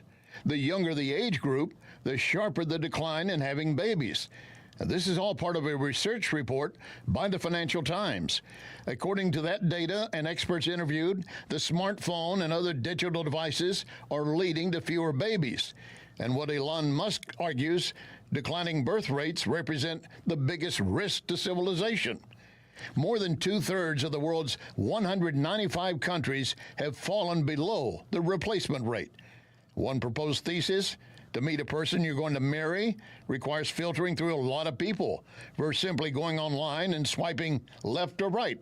Maybe eventually in-person contact, maybe not. And then the issue, do we have babies or not? And there's another divide between men and women with smartphones. I'm going to cover more of this in tonight's edition of Larry Connor's USA. Get more Larry Connors on Larry Connors USA. Tonight at 6 on News Talk STL. Do you know why I endorse Cafe Napoli, all the locations? Visit any of them, and you will quickly appreciate the quality of food, service, atmosphere. So maybe I'll see you at Cafe Napoli in Clayton, Napoli Kirkwood, Napoli 2 in Town and Country, Napoli 3 in St. Charles, right next door to Napoli C. Or maybe you'll find me at Napoli Brothers Pizza and Pasta in the Chesterfield Valley. Now you know why I endorse Napoli. NapoliSTL.com. Democracy is loud, and on Tuesday, June 2nd, you can be right in the middle of it. News Talk STL is bringing the St. Charles County Executive Primary Debate to Lindenwood University in St. Charles at the J. Scheidegger Center for the Arts. No reservations, no tickets, just show up. Can't make it in person? Catch every word live on News Talk STL from 7 to 8:30 p.m. The St. Charles County Executive Primary Debate on June 2nd. Brought to you by the St. Charles County Republican Central Committee, Mid-Rivers News Magazine, Lewis & Clark's Pachyderms Club, and the Hammond Institute for Free Enterprise at Lindenwood University. Concerned about the condition of your windows driving up your energy bills?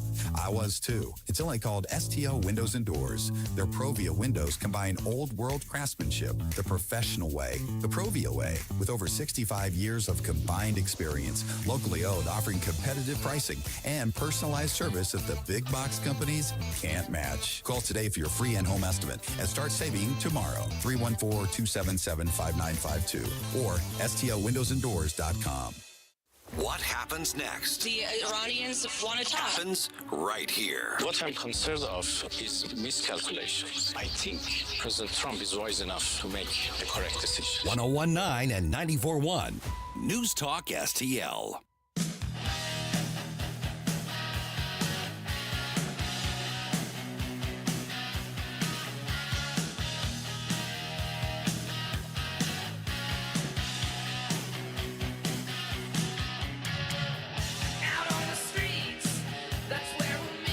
Let's get back to all this madcap mayhem with Mike Ferguson in the morning. But don't forget, stick around for Jones and Arps every Monday through Friday, 4 to 6 p.m. You know, in theory, we're approaching Donald Trump's lame duck period of the presidency. In theory. I say that with a little bit of a chuckle. I wouldn't count on that, right? Or if there is a lame duck period, and I think there'll be some version of it, it's not going to be a normal one because there's nothing normal about this presidency. No. I don't know what it's going to look like, but every pundit and political scientist who says, well, here's what's going to, they don't know because you don't have the bull in the china shop to look at previous anything other than, compared to what we have right now. Correct. It's all new. We're now It's joined. unprecedented. Yeah. We're now joined by Chris Arps. So Chris, we're talking about this obviously after the dust is settling on the Paxton and Cornyn race, and then you look at the other things where President Trump's endorsements keep winning. Now, whether or not the endorsement was the final factor or whether he was just betting on the winning horses, there's a combination of those. But it does show that he's got still massive influence, if not outright control of the GOP from top to bottom. I mean, it's just bad business for good or for ill. It's just bad business to not be completely on board with the president in party politics right now. So how do you assess the president's, most people would say, well, the leadership, but I would argue just basically complete control of the Republican Party at this point? Yeah, no doubt. The last 3 weeks with the election or the defeat of the 5 Indiana state senators, the defeat of Bill Cassidy, the defeat of Thomas Massey, and the other night the defeat of John Cornyn clearly shows that the president is in control of the Republican Party, the GOP, and he has the base firmly behind him, no doubt. Chris, if you had to put on your your Magic 8-Ball hat. I'm mixing metaphors there, but if you were, I didn't have to drink 8 balls. You're looking in your crystal ball. At some point, Donald Trump will no longer be president. Presumably after January 2029. Let's assume that that's the case. There are people who find that hard to believe. I know, but I'm just saying there are entire shows of people like that. But if you were going to predict what things are going to look like for him after he leaves the presidency, in other words, is he going to ride off into the sunset in his golf cart down to Mar-a-Lago, and then of course he'll still comment on things, but actively be trying to influence the political realm? Or do you think he's going to say, I'm going to go play golf and I'll just tell you what I think about whatever, and not really try and worry about the political aspect of it? I think he's going to do a little bit of both. Look, Donald Trump is a showman. He has been in the spotlight for the last 40 years, so I don't see him gliding off into the sunset, especially with the political power that he has right now. Now, if it wanes during the end of his term, then maybe. But I think if he still has the control that he has now, I think he will definitely want to still be a player in the Republican Party. If one of his cabinet members, Marco Rubio, becomes a nominee, or if J.D. Vance, the vice president, becomes a nominee, then I think he will definitely still want to have an influence in the GOP because, hey, those are his guys. So I don't see him particularly fading from the scene after his term. I do want to address, before we started, you guys are talking about President Trump being a lame duck. Look, if the Republicans lose the House or lose the Senate or lose both, he is definitely a lame duck in the traditional sense. Now, of course, President Trump is a big personality, and he's going to try to be forceful within politics. But if he loses either control of the House or the Senate or both, he is definitely a lame duck, and nothing that he wants to accomplish legislative-wise will happen. Yeah, that's just math. I mean, that's just the number of votes in Washington, D.C. We're visiting with Chris Arps. And so, Chris, either way, if the Republicans lose one or the other, and I don't see them losing the Senate, it's, I guess, possible they could lose control of the House. I honestly think this midterm is going to be about who gerrymandered the best or most effectively, but we'll see what turns out on that.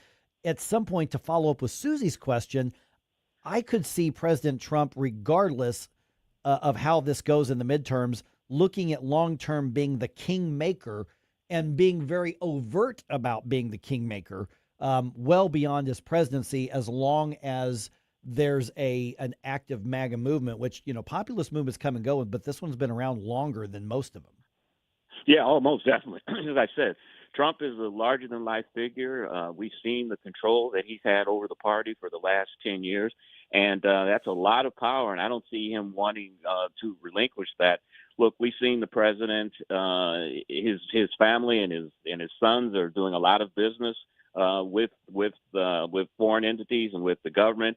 I think he'll still want to have that influence within the government, especially if it's the Republican Party, so we can do future business deals as well. So I don't see Trump going away anytime soon, unless he has a complete meltdown with his presidency. If inflation goes awry, if he loses both houses of Congress, if we're still in a war with Iran, then I could see his influence waning.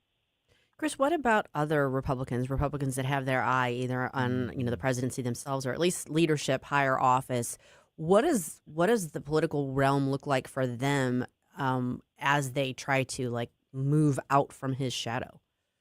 Well, you got people like DeSantis, of course, that are going to be in the running. You've got Ted Cruz. A lot of folks want Ted Cruz on the Supreme Court, but I said after working for him in 2016, he's a relatively young man, and he still has his eyes on the presidency, and he would never want to be on the Supreme Court because that will take him out of politics. So I think, of course, you've got Rubio, you've got J.D. Vance, even though Rubio said he's not going to run against J.D. Vance if he decides to run. I think the big question will be, how will Donald Trump's legacy be at the end of his presidency? If it's deemed a successful presidency, then Marco Rubio or J.D. Vance will have that limelight to run in. If it's not, I mean, that'll be something that will be baggage on them if they are running for president. And then you have the outsiders, kind of like Ted Cruz and DeSantis, can say that we weren't involved in the administration, and I could see Ted Cruz and maybe DeSantis saying, well, we've had 10 years of Donald Trump, that brand of conservatism.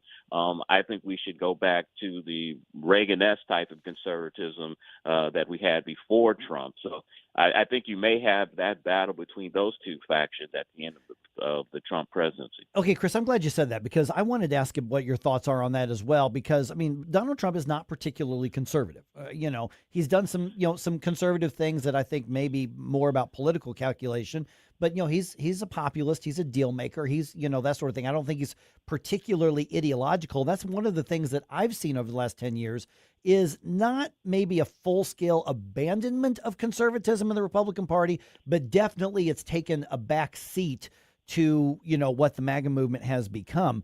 What is, if any, what is the role of the actual conservative movement within Republican politics and the overall kind of the right at this point? And where do you see the actual conservative movement? We're talking Buckley, we're talking, people like Reagan, and we're talking, people like Sowell, and we're talking people like that. What's the future of the actual conservative movement? Because I've argued that the president has defeated the conservative movement as much as he defeated the far left. I think what you see right now with the Trump tariffs, how they've brought in a lot of money to the United States, but you look at the results with some of our farmers not being able to sell some of their goods. You see the trade kind of war that we're seeing with our allies in Europe and some of our Asian trading partners, and economic trade and economic development is now down because of that. I think you'll see that a resurgence among that wing of the party, the free trade type of party. I think you'll see that. But also it depends on how this Iranian war goes. The Reagan conservatives have always been kind of a speak softly but carry a big stick. America needs to be the policeman of the world, even though that's not the term that I like to use or they like to use. So I think you'll see kind of a battle between those two factions: the free trade, the stronger foreign policy Republicans, contrasted with the supposedly used to be Donald Trump faction that didn't want to be in endless wars and focus more on America. All right, of course, you can hear conversations like this every afternoon from 4 o'clock to 6 o'clock with Chris and Tim Jones as well. Early in the day, you may not have the stuff lined up yet, but what should we be listening for later on today, Chris? Well, you saw the headlines this morning that the Iranians attacked an American air base in Kuwait, and we struck back against Iran for those measures. We have our usual Thursday guest, Steve Bucci. He is the military guy for the Heritage Foundation. We talk to him every Thursday, so I'm sure that will be a conversation on getting his thoughts on the war and is it ending or is it going to be a stalemate? All right, thanks, Chris. We'll talk to you again soon. Thank you, sir. Thanks, Chris. Hey, Governor Kehoe makes a decision regarding gas prices in Missouri. We're going to tell you about that in the news dump at 7:50.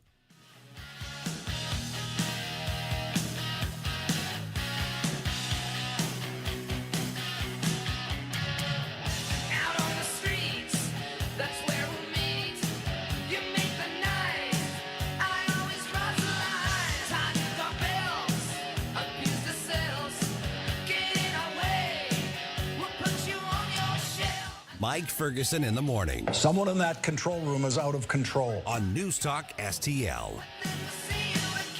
Tony Colombo here for Gutter Pros and Exteriors, your all-in-one service team that brings years of experience and quality that's affordable right to your doorstep. Christine and I discovered Gutter Pros and Exteriors when we bought our home and inherited a gutter problem. And they've also repaired siding damage on our home because along with gutter repair, gutter installation, and leaf protection, the Gutter Pros team are also the best for repairing other exterior damage, including fascia, soffit, and all siding repair and installation. Learn about all the ways Gutter Pros and Exteriors can help your home or business right now at gutterpros.com. Tim Jones here for Comprehensive Chiropractic in Eureka, the premier chiropractic and sports performance facility in the region. They've helped me recover from day-to-day aches and pains for years. And here's something special, personal training programs. Whether you're an athlete committed to increasing performance, recovering from an injury, or just want to get healthier and lose weight, their personal training programs will help you reach your goals and stay there. Comprehensive Chiropractic in Eureka, online at cchiropractic.com. That's cchiropractic.com. This is a special alert to all Americans who own a vehicle with less than 200,000 miles with an auto warranty about to expire or with no warranty coverage at all. Due to a decline in the economy, CarShield is announcing a low-cost month-to-month vehicle protection plan that is now available to the public to save any driver out-of-pocket expenses on future auto repairs. Call now to find out how you can pay almost nothing for covered auto repairs. Yes, you heard that correctly. Pay almost nothing for covered auto repairs. An open phone line has been established for all drivers to call for a free quick quote. Call 800-478-6430 now. Drivers who are covered will not have to pay for covered repairs again. This protection plan is at an all-time low. Additionally, drivers who activate this vehicle protection today will also receive free roadside assistance, free towing, and car rental options at no additional cost. Call us for your free quick quote today. 800-478-6430. That's 800-478-6430. What do you have to lose? Call 800-478-6430. Again, 800-478-6430.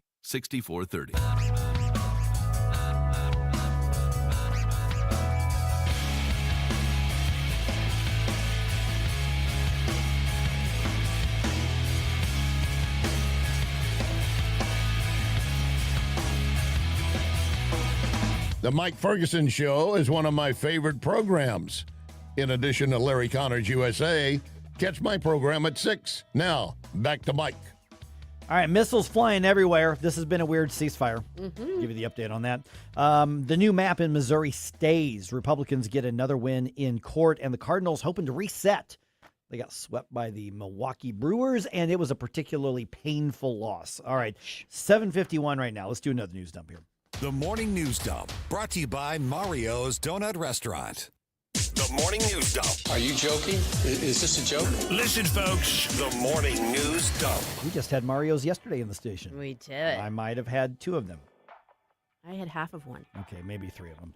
I had several halves of different There you donuts. go. So good, so good. All right, U.S. military forces shot down at least 4 Iranian drones, and they also hit a ground control station on Wednesday. The Iranian vessels are believed to have been a threat to traffic in the Strait of Hormuz. I haven't seen confirmation as to whether that was to commercial traffic or to military entities in the strait, probably to all of the above. But that's even in addition to the missiles that were flying between a bunch of other actors in the Middle East on yesterday as well. So basically, the ceasefire is not particularly ceasefire-y at the moment. No, it's more fire than cease. It's heavy on the fire, light on the cease. Yes.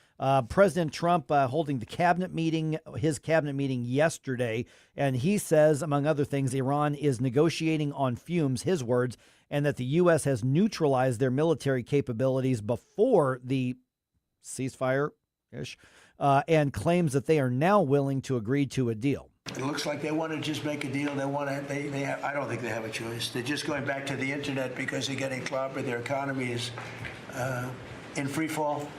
They have 250% inflation. Their money has no value. Their whole economic system is broken down. And obviously statements from the Iranian government are basically the just opposite, and I don't think we're probably anywhere close to an end to this war, even though we've been told that we are for a couple months now. I'd like to think there's light at the end of the I would love to think that, yeah. We'll see how that goes. All right, a key part of the battle over the new congressional district in Missouri is over. The Missouri Supreme Court on Wednesday ruled against the NAACP, which was challenging the legality of the special session that resulted in the new map being passed last September. So the new map, as you know, gerrymanders an additional seat in the U.S. House for Republicans in Missouri. Opponents of the new map are hoping that voters will then veto the new map with a referendum that is likely to be put on the ballot in November. We're going to talk to Secretary of State Denny Hoskins about that at 8:05. But what this lawsuit was doing was not directly challenging the map, Susie. It was challenging the special session that created the map, saying that that wasn't done legally. And the Supreme Court went, no. Unanimously. Not buying no. it. Yeah. So that is the last standing lawsuit against the maps at this point. Yes. Okay, Missouri will not suspend the state's gas tax. That is the word from Governor Kehoe's office. Some state lawmakers have asked for a special session to pause the collection of that tax, which is assessed per gallon and is used to fund road construction and road maintenance. 3 states have either suspended or reduced their fuel tax because of the rising prices.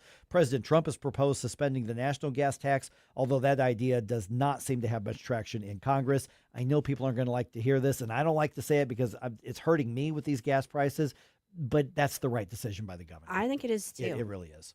Yeah, this is almost solely almost completely where the maintenance and the repairs and the construction funds come from, almost completely. So that's the right move. It may not be a popular move by the governor, but I think it was the right move. I think so too. Yeah. All right, President. I've already read that one. Let me go back to the other one here. All right, gender and religion. Just 2 of the issues defining the Texas Senate race now between Attorney General Ken Paxton and Loti. The latter of whom is under fire from his opponent for saying that, among other things, God is non-binary.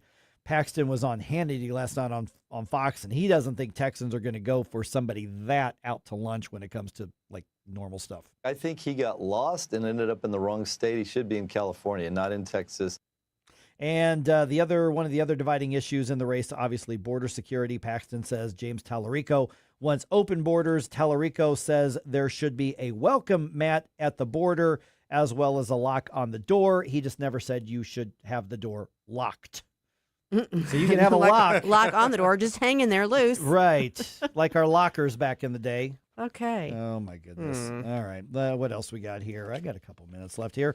St. Patrick's Center in the city. says they are on shaky ground financially right now. Uh-oh. Yeah. Some of that is because of cutbacks in government funding, so they're relying on donations more. And in addition to an online fundraiser, the charity is hosting a gala and a golf tournament this weekend.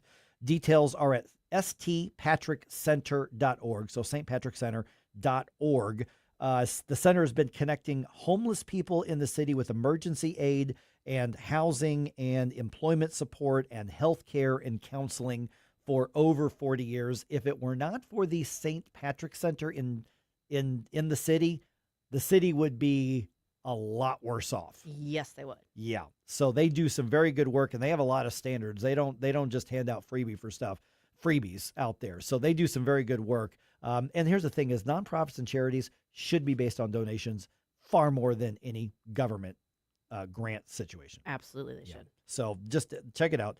stpatrickcenter.org, stpatrickcenter.org, especially if you're a golfer. You know, Tim Jones's ears just perked up when you said that. Whether he's listening or not, you know that his ears just perked up. All right. The Cardinals get swept by the first place Brewers, but they do hang on to second place in the division. Okay. Final score in Milwaukee was 2-1. Despite, and here's why I said this was a really painful loss.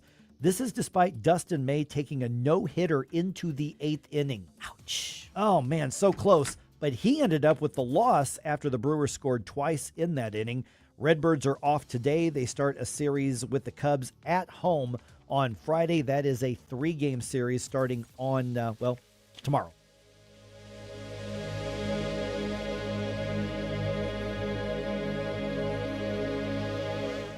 Spring has sprung at Daniel's Farming Greenhouses on Joggerman and St. Peters. Discover our breathtaking 55,000 square feet of greenhouses featuring 8,000 hanging baskets, hundreds of perennials, and 100,000 pots of colorful annuals. From vegetable plants to premium grass seed, mulch to herbs, our knowledgeable staff is ready to answer all your questions. Start spring off right with pansies, potted tulips, and everything your garden craves. Daniel's Farming Greenhouses. Visit us today on Juggerman or online at danielsfarmandgreenhouses.com. The Herzog Foundation is the vision of its founder, Stanley Herzog, and it exists to promote quality standard K through 12 education nationwide.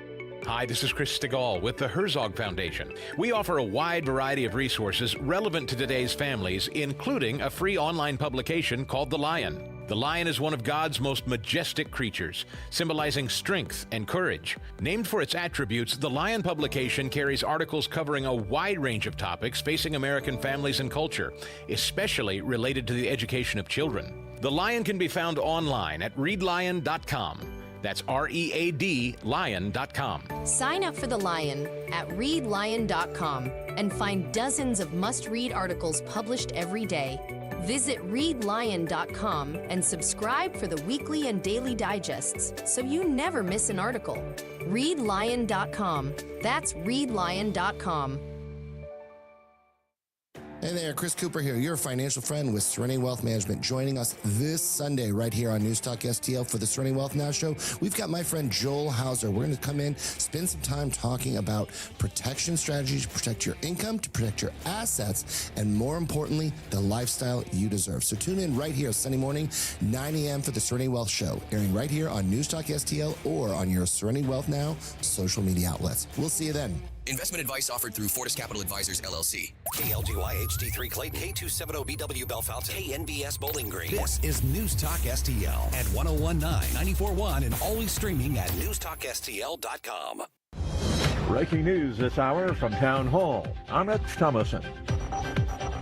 Iran lashes out again at a maritime neighbor, bringing a stern rebuke from the U.S. military and driving oil prices higher. Kuwait has said it was targeted with a missile and drone attack. That's another challenge to the shaky ceasefire in the U.S.-Israel war with Iran. Kuwait's military made the announcement without providing further details on what had been targeted. Iran said hours later that it launched an attack in the region. It did not say exactly what was targeted. Kuwait is a close ally of the U.S. and it repeatedly came under fire from Iran and Iranian-backed Shiite militias in Iraq during the war. President Donald Trump has expressed confidence that his administration is making headway in negotiations with Iran to end the war. I'm Karen Chamas. A southern Beirut suburb has been blasted by Israeli airstrikes targeting Hezbollah. Earlier, the Israelis warned civilians to evacuate the area.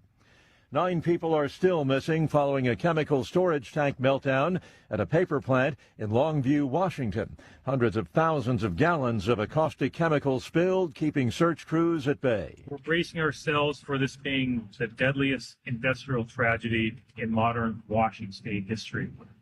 When you have a tragedy of that scale, the impacts on individuals, on families, and on communities is profound. Washington Governor Bob Ferguson says 2 people are confirmed dead and the missing are presumed dead. Commerce Department reporting that inflation rose 3.8% last month compared to a year ago levels. Inflation hitting a 3-year high in April. Watching Wall Street ahead of this morning's opening bell, stock futures are in the red. The Dow futures are down about 70 points, while the S&P futures are off 2 points. NASDAQ futures up now by 2. Townhall.com. If you want unlimited talk, text, and data on a super fast network, Big Wireless will sell it to you right now for as little as $70 a month. Or you can buy it from Pure Talk for half of that. I'm talking about unlimited talk, text, and data for just $34.99 a month. But wait, there's more. When you switch to Pure Talk, you'll be switching to an American wireless company that's committed to keeping 100% of its customer service in this country. I appreciate that. In fact, that's why I switched. I also appreciate the way they support our vets and our skilled workforce. Dial pound 250, say micro, and get unlimited talk, text, and unlimited data for just $34.99 a month. That's pound 250 micro. Stop paying twice what you need to pay for the service you want and switch to an American wireless company that actually stands for something. Pure Talk. From the Michaels Flooring Outlet Weather Center.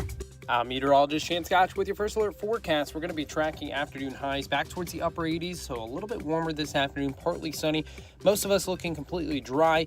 Then into Friday, some isolated chances of some showers going to be possible from the St. Louis metropolitan area, looking at 20%. As you head your way a little bit further to the southwest, that's where those chances slightly look to increase. High of 80 degrees, dropping humidity. Into Saturday, going to be looking at a few isolated chances of showers once again, mostly dry across much of the region. High of 82 degrees. From the First Alert 4 Weather Center, I'm meteorologist Shane Scotch. This hour of News Talk STL is brought to you by Stifel, serving investors for over 130 years. Contact your Stifel financial advisor at stifel.com. That's STIFEL.com. License number GL250000615. You're cooking dinner. The lights go out. You flip the breaker and forget about it. But what if it keeps tripping? Trips once, your breaker's doing its job. Keeps tripping? That's a warning. Bad wiring or something worse. Do people just keep flipping it? Most do, until they can't anymore. Call Grasser. We'll stop the trip. Green is always Grasser at GrasserHomeservices.com.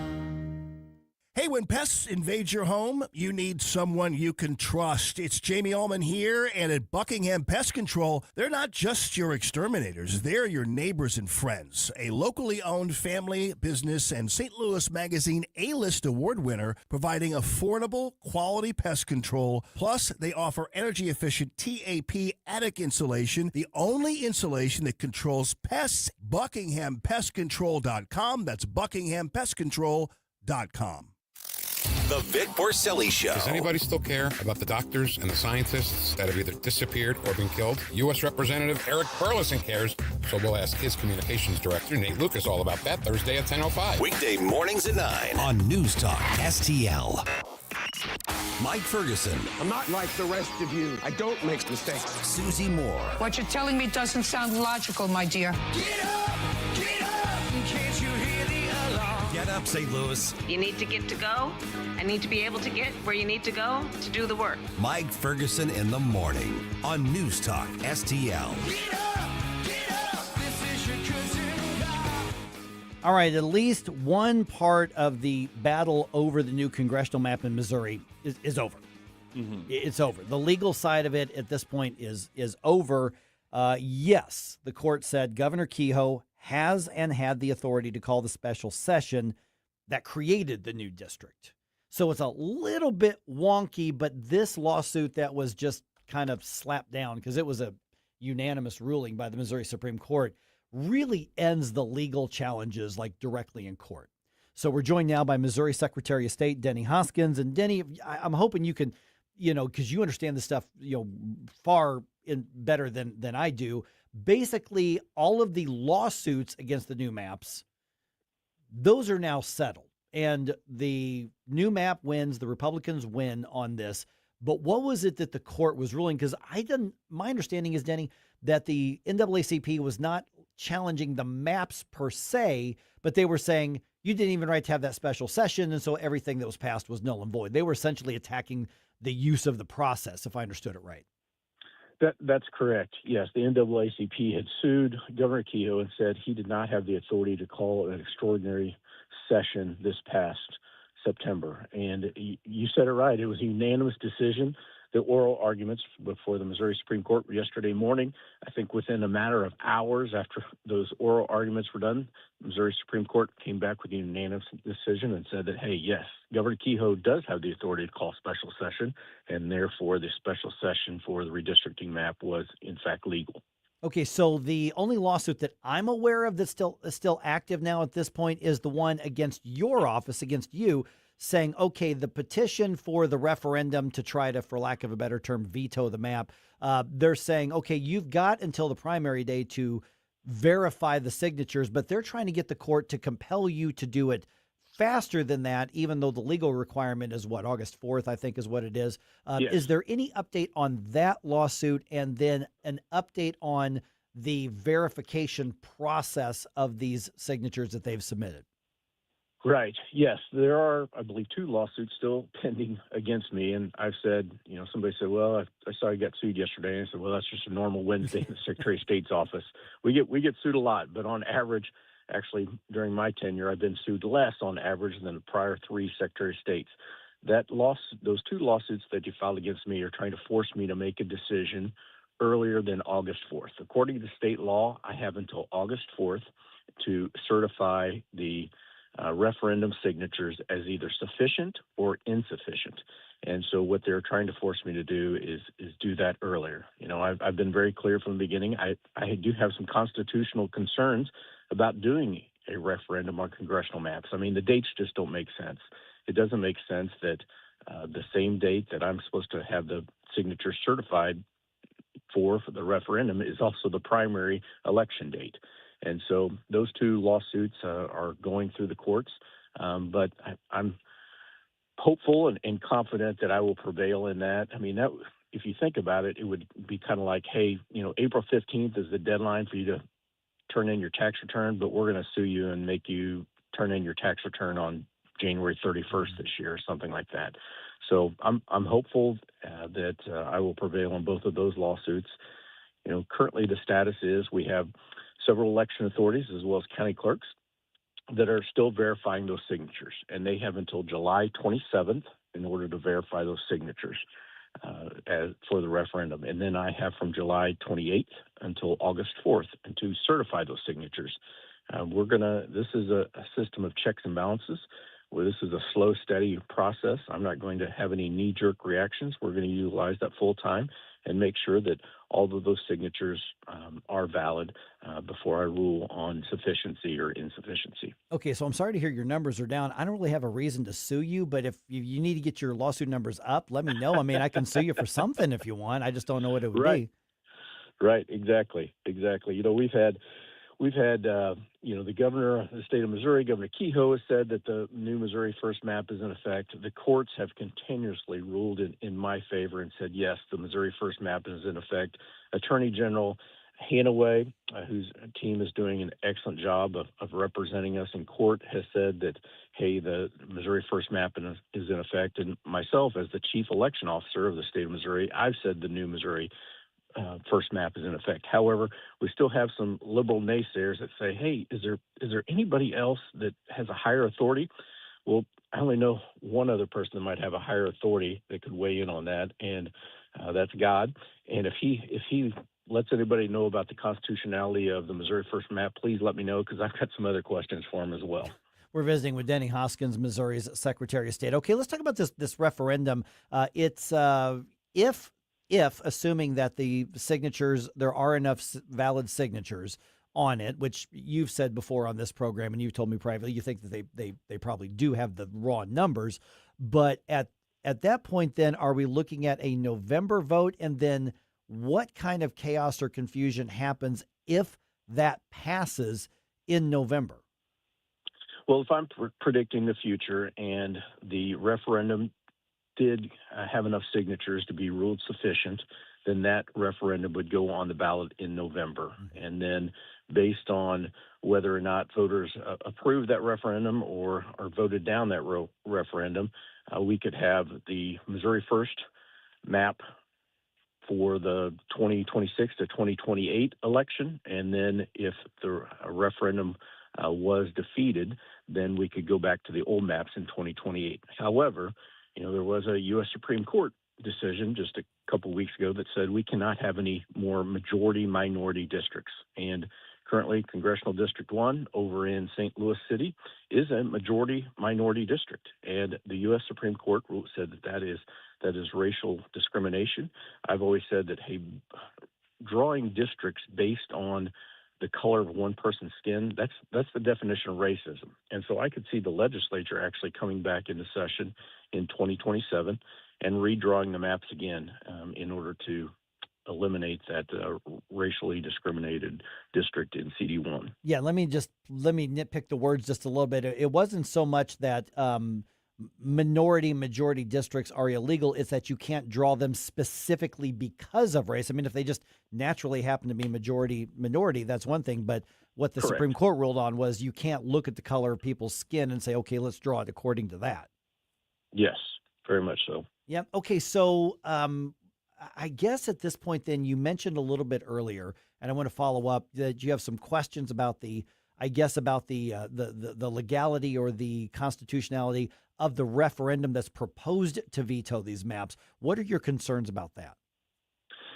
Well, first of all, like I said before, the dates just don't make sense. It does not make sense that in order to have a referendum on congressional maps, which state law and the Constitution is very specific that authority is only granted to the legislature in order to draw those maps.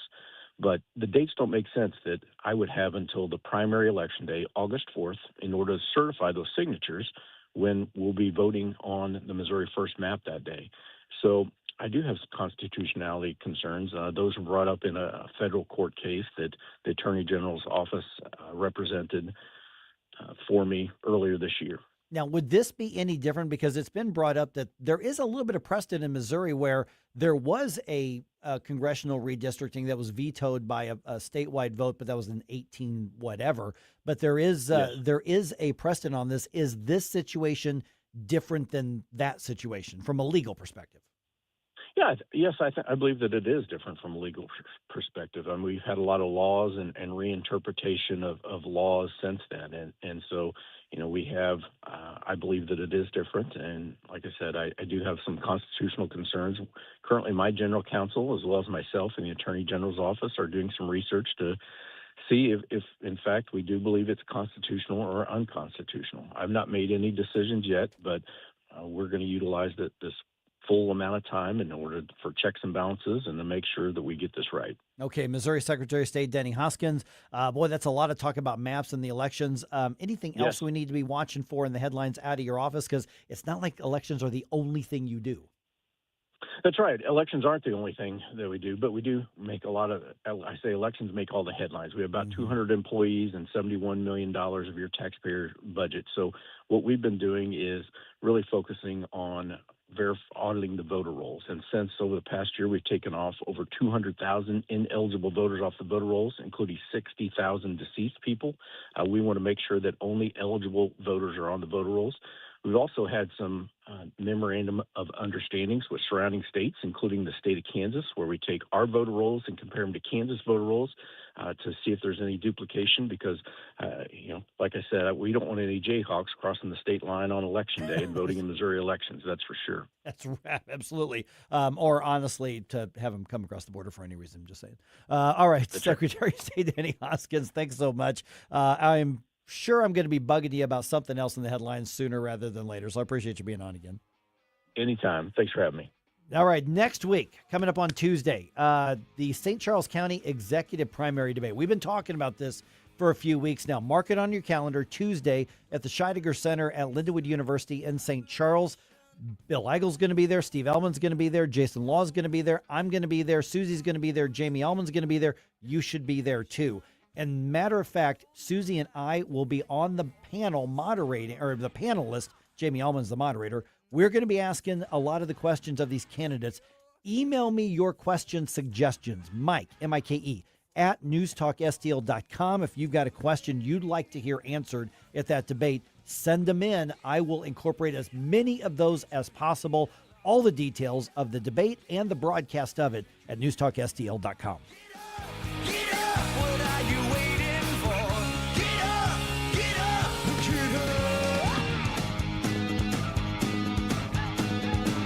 Mike Ferguson in the morning. A cross between Socrates and Dirty Harry. On NewsTalk STL. Information, you want to take the place of what I trust. This year, America turns 250, and NewsTalk STL is celebrating our nation's semi-quincentennial all year long. NewsTalk STL, #1 for live and local Soros-free talk, with proud supporters of our 250th birthday celebration. Anthony's Produce, Cole O. Combs, and Heroes Care. 250 years strong, and we're just getting started. 101.9 and 94.1 NewsTalk STL. Hey, it's Tony Colombo, and it's tough to pick, but my favorite sandwich at Capriotti's is the cheesesteak with a side of Cap's awesome fries. Visit Capriotti's now at 2 locations on Manchester at McKnight and Rock Hill, and now in Creve Coeur on Olive, just 1 mile west of 270. Mother's Day is almost here, and Anthony's Produce has everything you need to make it special. We're blooming this season with locally grown flowers, gorgeous hanging baskets, colorful bedding plants, and stunning flowering pots. Plus, our huge selection of rare tropical plants is sure to impress. And don't forget Mom's sweet side. Treat her to a fresh fruit bouquet or indulgent chocolate-covered strawberries. Our shelves are stocked with the best produce in town, too. Anthony's Produce. Open 7 days a week, 7 to 5 on Jungerman Road or at anthonysproduce.com.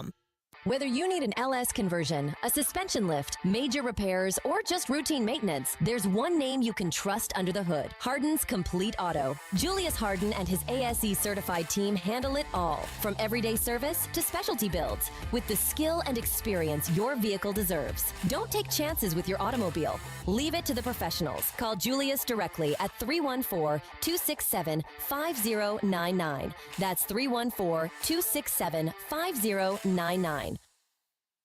If you have a phone, you have a radio. Download the all-new NewsTalk STL app. Love the all-new app. And listen anytime, anywhere.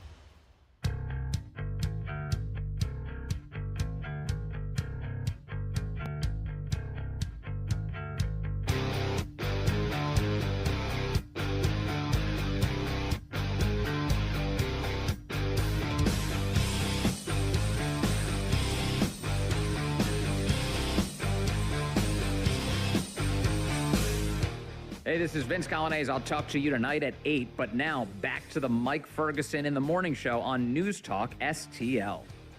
And a lot of talk about, obviously, the elections and the maps and what's going to happen in the midterms and the Trump presidency and the lame duck versus the legacy, all of this kind of stuff, okay? We are basically in a 12-month-a-year election cycle now. There's no downtime. I mean, we've already, earlier today, Jerome, we were talking to Chris, and naturally, the question came up, all right, 2028, Marco Rubio, J.D. Vance, Ron DeSantis, Ted Cruz. You can go down the line. Democrats talking about, who they're going to have as well. There's never a downtime from the election season. It is always an election season, basically with no stop at this point. Yeah, it really does feel like once they get elected, they say, okay, now let me tell you what I'm going to do for you next election. Right. And if you want to be elected to some high office, you almost have to start a decade or 2 decades before, because it's always going on. So here's my question, 314-912-1019, if you want to jump in on this. Is that a good or a bad thing? I mean, for those who are political junkies, and I know a lot of people who love every aspect of politics. I mean, they're passionate about it. It's, yes, about the ideology. It's about the conservative or leftist or whatever, wherever you're coming from. It's about that, but it's also about this is what I love to do. Some people love to go into business because they're passionate about this thing of business and they want to win. Some people are passionate about, social media, and they're gauging their success by likes and downloads and reach. Other people I love politics because I love winning the game. Now, there are other people who are in it because they're passionate about the issue itself, but the politics itself, for junkies, man, you don't have to take a break. You could stay in it all year round. Is that good for our country, for our community, for our society? Is that good for us overall? I mean, it's the reality, but is it good or bad for us? That is a very tough question. Because on the one hand, I think that when you're always in that cycle of things, it becomes difficult to keep track of and hold maybe more accountable the people that just got elected. If you're always only looking forward to what is my next election cycle going to look like, or whatever the case may be, and especially with how many different politicians we have. I mean, how many different areas that we need to be focused on. Is this the right person for a treasury? Is this the right alderman, right council member, right executive? It can sometimes just get overwhelming, to be frank. I wish that people were as fired up about, is this the right person for alderman, as they do, is this the right person at the national level? I wish people got that fired up. We need a solid comptroller, Mike. We actually do. That's true.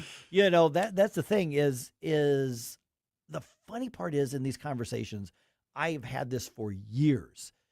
People either recognize me, or they're just friends or family and they know what I do for a living for all this time, or, during conversation, they figure out that, I do a punditry and talk shows, and they go, "Oh, you must really love politics." I don't. I can testify to that. You do not. I don't like politics. I do, but yeah, I know, but and there's nothing wrong with that. I would, I've told the story, and this is so true. I walk out of here on Friday. I start my weekend. I turn on the hair metal channel, or the classic rock channel, or the 80s, and I tune out of the news. Now, if there's something major, huge happens, I get some text and alerts, and then I go back to it. But I decompress the first chance I've got, or I'll turn on, listen to the ball game. I do not want my life to revolve around politics. I just don't. It's a factor in it because of what I do, and it's a factor because government will take an interest in me, and if we don't stand up and push back, it's going to overwhelm us. So we should be involved. I'm not saying disconnect from it, but I'm saying it shouldn't be the driving factor. I don't identify myself based on politics, based on ideology. I've got strong opinions. I've got defined ideology, but I hope that we don't look in the mirror and go, Republican, Democrat, MAGA, whatever, social, libertarian. So, whatever the kind. I would hope that we don't do that, but I know that there are people who do. I'm glad you brought that up, because I've been reflecting on just trying to figure out, I guess, how to make sense of where we are as a society when it comes to politics. And I do think that there is something about it. People want to feel like they're part of something. Oh, totally. And that's where I think a lot of this comes in. I know people right now that are, again, talking about people that are my age, and the whole idea of an attack on our democracy needs saving. Okay, so you clearly take this very seriously, but then can you tell me who's even representing your district? Can you tell me who your mayor is? Can you tell me who anybody that is part of your city government or your county government are? And most of the times, almost all the time, they say no. They couldn't name me anything that's going to be on the next ballot that they're going to have to vote on. They don't know who's even running the show, but by golly, voting is just so darn important for them. Yeah. Well, why are you making this your whole identity about how you need to fight back, but you don't even know what you're fighting for? So where do you think that comes from? And then the question over whether this is a good or a bad thing. It doesn't have to be inherently one or the other. You can have a really solid interest in politics and enjoy it the way that the old school did, where our parents and grandparents' generation, hey, they would go to the pub, they would go, to the restaurant, they would go to the breakfast joint and solve the world's problems and sit and debate politics and all of that sort of stuff, and culture and society. That's a good thing to be engaged. I think we should all be engaged. Yes. I think there are times we should disengage for short times and decompress and sharpen the axe and realize that life is bigger than politics. But the reason I ask that is, it's good or bad that we are in this perpetual election cycle. It's good for the consultant class, as Tim Jones calls them, because they make bank on this all the time and they don't have to wait 2 years or 4 years to find a client or two. But if our outlook is always what's the next partisan or tribal win or loss, we then lend ourselves to the idea that every single election is life or death, and it's apocalyptic. And if we have a bad president or a bad governor or a bad county executive or a bad mayor or a bad whatever, that we're just not going to survive and we're going to be in ruins in 2 years or 4 years or 6 years. And that's just not the case. A lot of damage can be done. Don't get me wrong. I have had policies that have ruined things that were bigger than anybody could. I mean, I will tell you, Sam Page's dictatorial approach during the COVID thing, I had just gone back into business for myself, left a really high-paying job. And what he did basically made that almost impossible to make a good living at that time. Now, I could probably go try to build it now, but I know small business after small business, franchises, people investing their whole lives in this, and it wiped them out. The local matters as much or more than anything else. Oh, absolutely. And that's what I think is very frustrating in our political landscape right now, is that we've gone away from debating ideas and we've gone towards fighting for parties. And that is just not the right approach to it, because there are people that could have the proper animal and the proper term next to their party name, but they don't act or behave anywhere close to what they should, or that they talk a very good game. They know all the talking points, then they get elected, and then next thing you know, they don't follow through on that. And but again, the whataboutism. Well, if we don't get this in, imagine how much worse it would have been if that had happened. Well, that didn't happen, though. We need to leave the past in the past. We need to understand that there is going to be fluctuating periods where bad policies are going to take time to undo. But at the same time, if your main reason for why you support something is because the alternative is worse, well, then we need to demand better. Right. Why are we not discussing how to make things better rather than how not to make it worse? We're only going to drive off the cliff at 30 miles an hour. They're going to take us off at 70 miles an hour. Exactly. So clearly there's that sort of thing. But here's the other aspect of this. Is when you look at this perpetual election season, when you look at the perpetual tribalism, you look at the idea that we cannot deviate from our side or our loyalty to any one particular anybody, is that you look at when the stakes are that high, it's no wonder that good people, better people, and there are some good people in politics, don't get me wrong, but it's no wonder that more good, top-notch, solid people, that they won't run for office, that they look at their family, they sit down at their kitchen table and they look at their kids, or they're in their basement and the favorite show comes on, their kids are playing on their iPads or whatever, and they look and say, this is what matters. Why would I put myself in a position to have my entire family under scorched earth? Mm-hmm. Boy, I think I've got some good ideas. I could make things better. I really think I could help. I think I have a duty to it, but I'm not doing that to my wife. I'm not doing that to my husband. I'm not doing that to my kid. I'm not doing that to my church. I love this charity I'm involved with. They're going to get ripped apart if I get involved with this. That's not what we want. That's not healthy. That's not good. It's what it is. I mean, that's just the reality of it. I don't think it's going to change at this point unless there's a massive uprising to demand the change, but I just don't see it. I don't think that the perpetual campaigning is good for anybody right now. Yeah, Corporeal Being points out policy over party, and that's kind of where I am. I mean, and that's where I think it's so frustrating, because I know people that I personally, myself, personally, and many other people that are in the orbit would say, like, you would be you are exactly the type of person, the integrity to follow through on the policies that a lot of people want. Why wouldn't you run? So, well, I would not, I wouldn't be able to run because if I go independent, then the Democrats are not going to vote for me because they don't want the Republicans to win. The Republicans won't vote for me because they don't want the Democrats to win. And then if I join one of the parties or the other, then I basically ruin my chance at anything if I don't get enough people. So they just stay out of it because you have to step in line a lot with the establishment. Yeah, the day of the independent candidate, and I don't think we're ever going to see an effective third party ever again. There are efforts, and I'm not even saying that they're all bad. Somebody needs to be the conscience and the threat to hold the others accountable. But I think those days are over. I mean, the political binary is real, but that doesn't mean that people should not have options to hold them accountable.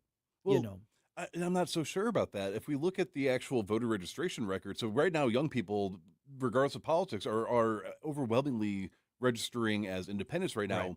There's been a shift. I think 45% of all voters right now have shifted from to independent from one party or another. So I mean, the Democrats taking it the worst right now, but the Republican Party is also taking a lot of hits. And I think that that's because we see that people want to have more conservative principles overall. We want to get away from the leftists at the very least. Maybe if you were a Democrat, you just want to be more moderate than crazy leftists. But we're seeing that shift overall. But it's still a shame that I don't think that even with the record level of independent voters, that we would see a good independent candidate. I don't think we would see one. Now, poli-sci, political science was not my major. It was my minor. I'll admit it was just my minor in college. But I'm telling you, the 45% of people are not going to openly vote for a third party or say my priority is going to be an independent or a third party. Yeah, most of them will lean to one party or the other. And the question is, are you going to show up to vote or not? But I wish there were a constitutional and a free market, limited government party out there to hold both of the others accountable. I just think we have evolved into a two-party system. Frankly, the two-party system that we were warned against back in the 1800s or 1700s. But that's what it is. We're dealing with reality on that. And I think it starts with us individually going, you know what? I'm going to care. I'm going to be involved. I'm going to stand for what's right. I'm going to stand against what's wrong. But I'm going to prioritize my life and my family, my community first. Amen to that. Now, I do have another question for you, though, real quick, Mike. Yes? Who do you want to see perform at America's big birthday party? Let's talk about who's scheduled to be on the stage and, more importantly, who should be on the stage at the Freedom 250 celebration that's coming up here at 8:35.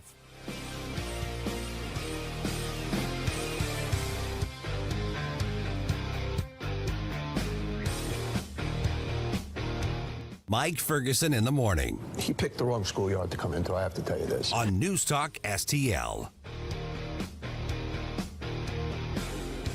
From the Michaels Flooring Outlet Weather Center. I'm meteorologist Shane Scotch with your first alert forecast. We're going to be tracking afternoon highs back towards the upper 80s, so a little bit warmer this afternoon, partly sunny. Most of us looking completely dry. Then into Friday, some isolated chances of some showers going to be possible from the St. Louis metropolitan area, looking at 20%. As you head your way a little bit further to the southwest, that's where those chances slightly look to increase. High of 80 degrees, dropping humidity. Into Saturday, going to be looking at a few isolated chances of showers once again, mostly dry across much of the region. High of 82 degrees. From the First Alert 4 Weather Center, I'm meteorologist Shane Scott. Fox News commentary with Craig Gutfeld. Next.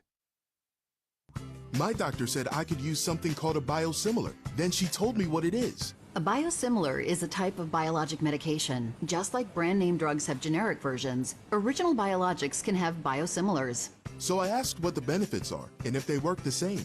Biosimilars have the same safety, effectiveness, and quality as the original biologic. They also offer more medication options at potentially more competitive prices. My doctor said I could learn more at fda.gov/biosimilars.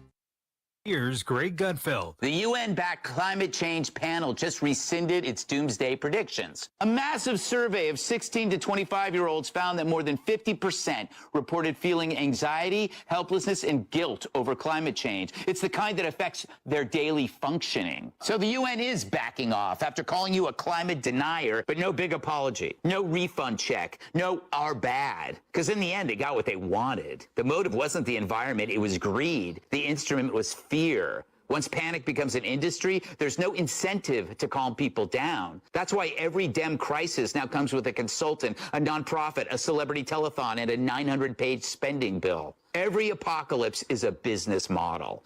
And for the climate change scammers, no business had been hotter than the end of the world. For more commentary like this, go to foxnewspodcast.com. Public schools, like public libraries, should be free and open to all. Open enrollment allows parents to choose the school that's the best fit for their children. Maybe another school has a wider curriculum, is bigger or smaller. Maybe a kid is being bullied and would be more comfortable at another school. 75% of parents favor open enrollment. Open enrollment programs now exist in 43 states, and Missouri should join them. Our next-door neighbor, Kansas, has one of the strongest open enrollment policies in the nation. Kansas parents are trusted with choices and options, while Missouri parents must move out of their home to change public schools. And it's a trend. Nationwide, the percentage of students going to their chosen public school has steadily increased. Assigning kids to schools based on their zip code is the old way. Open enrollment is a better way. Learn more at showmeinstitute.org. The Show Me Minute has been brought to you by Show Me Institute and Show Me Opportunity. Hey, it's Susie Moore for Window World. Did you know that in just over the last 20 years, Window World of St. Louis has improved the look and thermal efficiency for over 80,000 customers in St. Louis? Plus, Window World windows come with a lifetime warranty that covers all parts, glass breakage, and labor. And now, Window World is offering 36 months, same as cash financing with approved credit. Call them today at 800-GET-WINDOWS for a free in-home, no-pressure estimate. That's Window World at 800-GET-WINDOWS. They're the preferred window of the St. Louis Blues. No big old corporate lib AM station telling us what to say here. Conservative talk for St. Louis. This is News Talk STL at 1019, 94.1. And always streaming at NewsTalkSTL.com.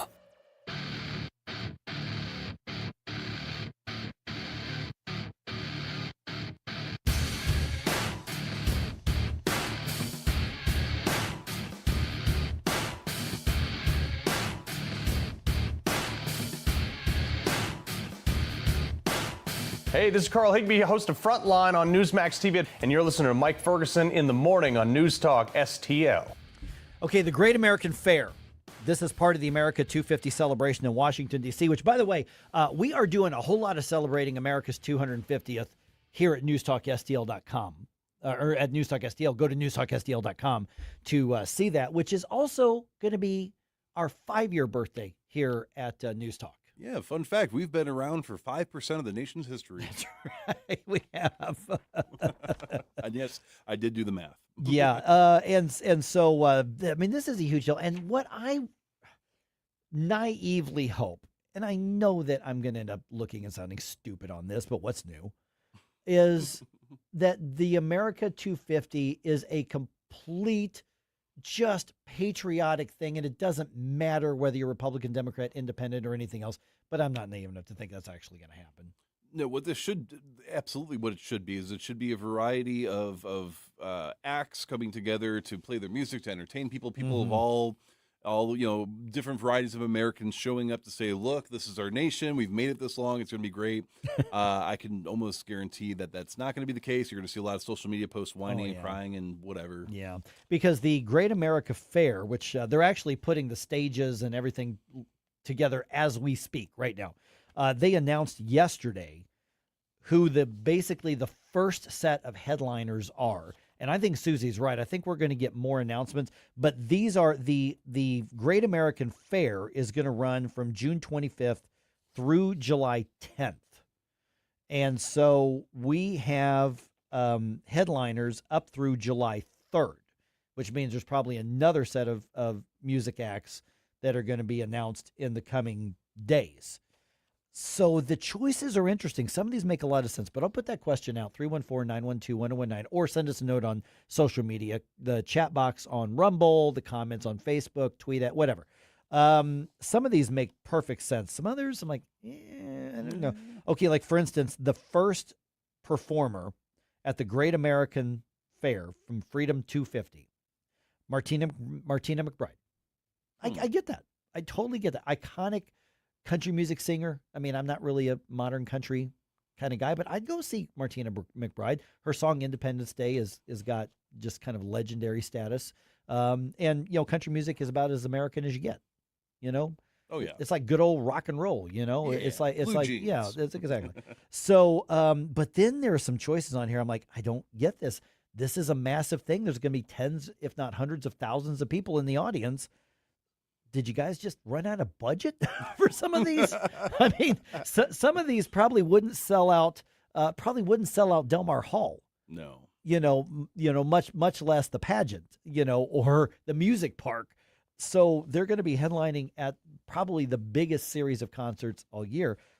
I did not know that this is from the 90s. CNC Music Factory was still around.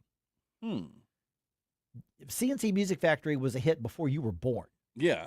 Like literally like 4 or 5 years before you were born. Well, that's the interesting thing too right now is that, there are a lot of acts on there that I don't understand how they got on here. Yeah. Unless they maybe made a donation to the ballroom, but like Flo Rida was very popular when I was in middle school. I mean, I liked some of his hits, but at the same time that when I think of America, I don't think where's Flo Rida? No, I mean, and I don't.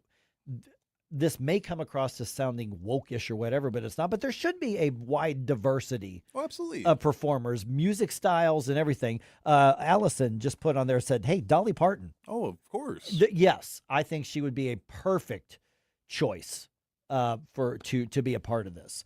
But yeah, I mean, I couldn't tell you a Flo Rida song. I couldn't tell you any of them. I have no idea. But he's not aimed at my generation. I get that. I know that he did the St. Louis 4th of July at Forest Park one year, and it was a freaking madhouse because that place is so packed. But I couldn't tell you anything about Flo Rida. Well, and there are other rappers that are also currently relevant that do have very patriotic, not in the traditional sense of patriotism, but very pro-America songs. Like Tom McDonald has not been announced, and I know Susie earlier was saying, well, we don't know all. Yeah, I mean, but there could be opening acts for. I'm sure there will be opening acts for all of these. But these are the names that are supposed to draw you in, and that's Right. what having background as a touring musician. This is how you build a bill for your acts. Is that you want to have names that are going to immediately be recognizable, but also set the tone for what you can expect. And Tom McDonald should have absolutely been over there instead of Flo Rida. Yeah, see, and I don't know anything about Tom McDonald other than I've heard you talk about him, but that's what I've heard from other people. Caporio being on Rumble, Skillet saying the lead singer, which is John Cooper, says he's pretty based in his views. Yeah, he is. He is. Skillet would be because they've only got one rock act announced, and that's Bret Michaels, lead singer of Poison. Oh, they have to get All That Remains then. Well, there's a lot of great choices. I actually think Skillet would be a good choice. They've got a lot of popularity with mainstream, and you've got obviously the element of a Christian band there as well. There's nothing wrong with that. I think Skillet would be a good. I mean, they're pretty hard, but they're not scary. Yeah. Vanilla Ice. Vanilla Ice could not fill Delmar Hall. Okay, but one, he's somebody that has hits that even my generation knows about. Yeah. And two, I mean, I remember the American flag jacket that he used to wear with the little... See, the thing is, do you remember that, or do you remember Jim Carrey's send-up of that? I remember photos of it. Yeah. And Vanilla Ice has a very distinct look that's hard to mistake. Oh, so, totally. Yes, Yeah, totally. So but I mean, as like the headliner for America's biggest celebration concert, Vanilla Ice, that's the best we could do for that day. Yeah, I mean, has he even put out any recent hits? Oh God, hits? No, not since he was like a two hit, 3-hit wonder. But Ice Ice Baby was so massive, and then he did like a rock metal album which flopped, and then I think he tried to do a Christian album which flopped. I mean, he's a one. He was an oddity. He was a one-trick pony. He was the first white rapper to have a #1 hit, and so he was a Best to ever do it. Yeah, he was the lightning rod at the moment. I mean, in the Arsenio Hall era. Okay, you might disagree entirely. Okay, Limp Bizkit needs to be put on the ballot somewhere or on the bill. You think so? 2000s culture, height of that. There are so many videos of them performing at different military bases. Yeah, they are like iconic for what early 2000s Americana You're was. starting to sell me on this, and I'm not a Limp Bizkit guy, but you're selling me on it. You're selling me on it. Yeah. It's just too iconic to pass up. Five Finger Death Punch, they're more like the hard rock metal. They're Right. kind of more of like a Metallica of today, but very patriotic. A lot of songs for the troops, do a lot of work for them. I would love to see them on there. Yeah. On June 26th, I am not making this up. And by the way, June 26th they've got 4, so this would be the whole show probably. CNC Music Factory, which had like 2 hit songs in the early 90s, including Gonna Make You Sweat. Milli Vanilli. What the heck? It's just illy. Milli Vanilli. Well, first of all, one of them's dead. I don't know if it was Milli or Vanilli who died, but one of them's dead. Second, they didn't sing their songs. What? Why on earth would you put Milli Vanilli on there? The songs were sung by some really talented background music, like studio musicians, but I think it's like the guy who's left is going to be fronting us. They literally faked the whole thing. Why are we putting? I don't know if, like I said, I don't know if it's Vanilli or if it's Milli, but one of those. I don't know why they're doing that. It's a weird choice. Let's see here. Young MC was announced. Now, I've heard mixed things. I have heard that Young MC backed out when people gave him grief about being at a Trump party, which this should not be a Trump party, but I don't know if he's going to be there or not. And again, he had like 2 hits in the late 80s. Yeah, I mean... Going back to Cali, okay. Bust a Move. I mean, that was it. I did know all the words to Bust a Move back in the day. Ooh. Yeah. Okay, we have to bring it out to karaoke sometime so you can perform. I don't know. I'd still know them, but I knew them back then. Well, I mean, him and Tone Loc. Oh yeah, Tone Loc. Ooh. And then you have the it's like, so I'm guessing probably Green Day won't be there. Oh God, no. I'm guessing Rage Against the Machine won't be there. They shouldn't. Probably not System of a Down. No, Bruce Springsteen. No. You see, but I would actually, as much as I think Bruce Springsteen's an idiot at this point and an a-hole at this point, I think Bruce Springsteen would be a reasonable pick.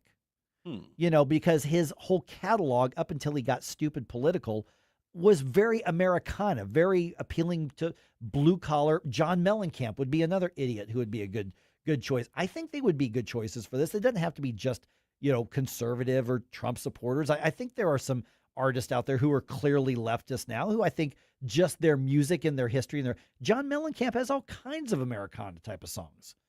I would not. How about like Willie Nelson? Oh, Willie Nelson absolutely should be there. Yeah. Let's see. I am surprised. I am shocked that Kid Rock was not announced on here. That is actually one that I'm not even a big Kid Rock fan, but of all the people that I could immediately come to the top of my mind, I would have thought Kid Rock would have been one of the first. He must. I wouldn't be surprised if there's still an announcement on that. But the Commodores, to go back to that classic R&B 70s and 80s, thumbs up. Great choice for with the Commodores. Corporeal Being points out 50 Cent is a Republican now, so maybe. Oh, is he? Okay. Yeah. And I was thinking too. I mean, Nicki Minaj just had the whole like revitalizing. I'm a Christian now. I'm MAGA now. So is she? Yeah, yeah. So she maybe we'll see Nicki Minaj and 50 Cent in them. Okay. With Kid Rock. All right. Well, there you go.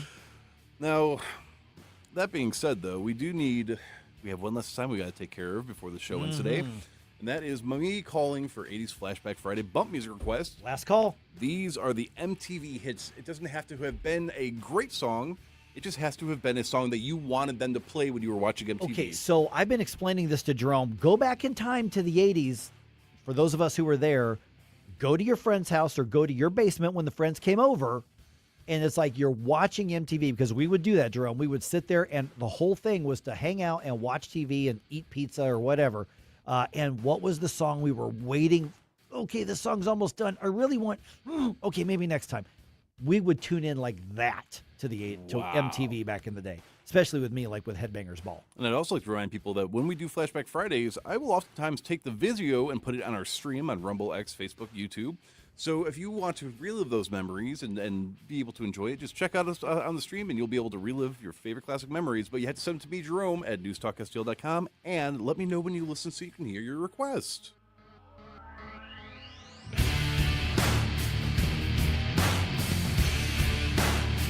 Jamie Allman here, tossing and turning over retirement worries. You're not alone. 3 out of 4 Americans share your concern about having enough saved. But here's the thing. A comfortable retirement isn't out of reach, even if you're planning for 30 or 40 years ahead. Every day, Jeff Portman from the Gemini Wealth Group helps people avoid the critical mistakes that can derail their retirement. Build your path to financial confidence. Visit GeminiWealthGroup.com or call Jeff directly at 314-888-0123. Securities and advisory services offered through LPL Financial, a registered investment advisor. Member FINRA, SIPC. I'm Dr. TJ, owner of the Institute of Natural Health, co-owner of Optimal Nutraceuticals, and the host of Wellness One. Wellness One is designed to cut through the nonsense and provide you common-sense science-based information regarding health and wellness. On the show, we discuss topics like thyroid health, gut health, hormone optimization, and many others. Our show airs Saturdays at 10 a.m. and 2 p.m. and Sundays at 11 a.m. and 3 p.m. right here on NewsTalkSTL. And you can visit us at inhstl.com. That's inhstl.com. Hanson's Tree Service at hansonstree.com is your one-stop shop for expert insured tree care and more in the greater St. Louis region and at the Lake of the Ozarks.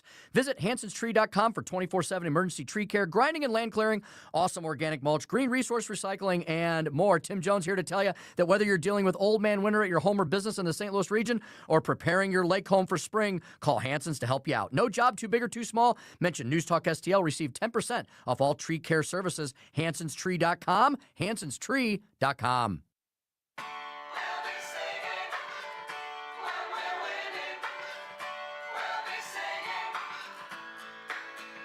get knocked down, but I get up again. You're never gonna keep me down. I get knocked down, but I get up again.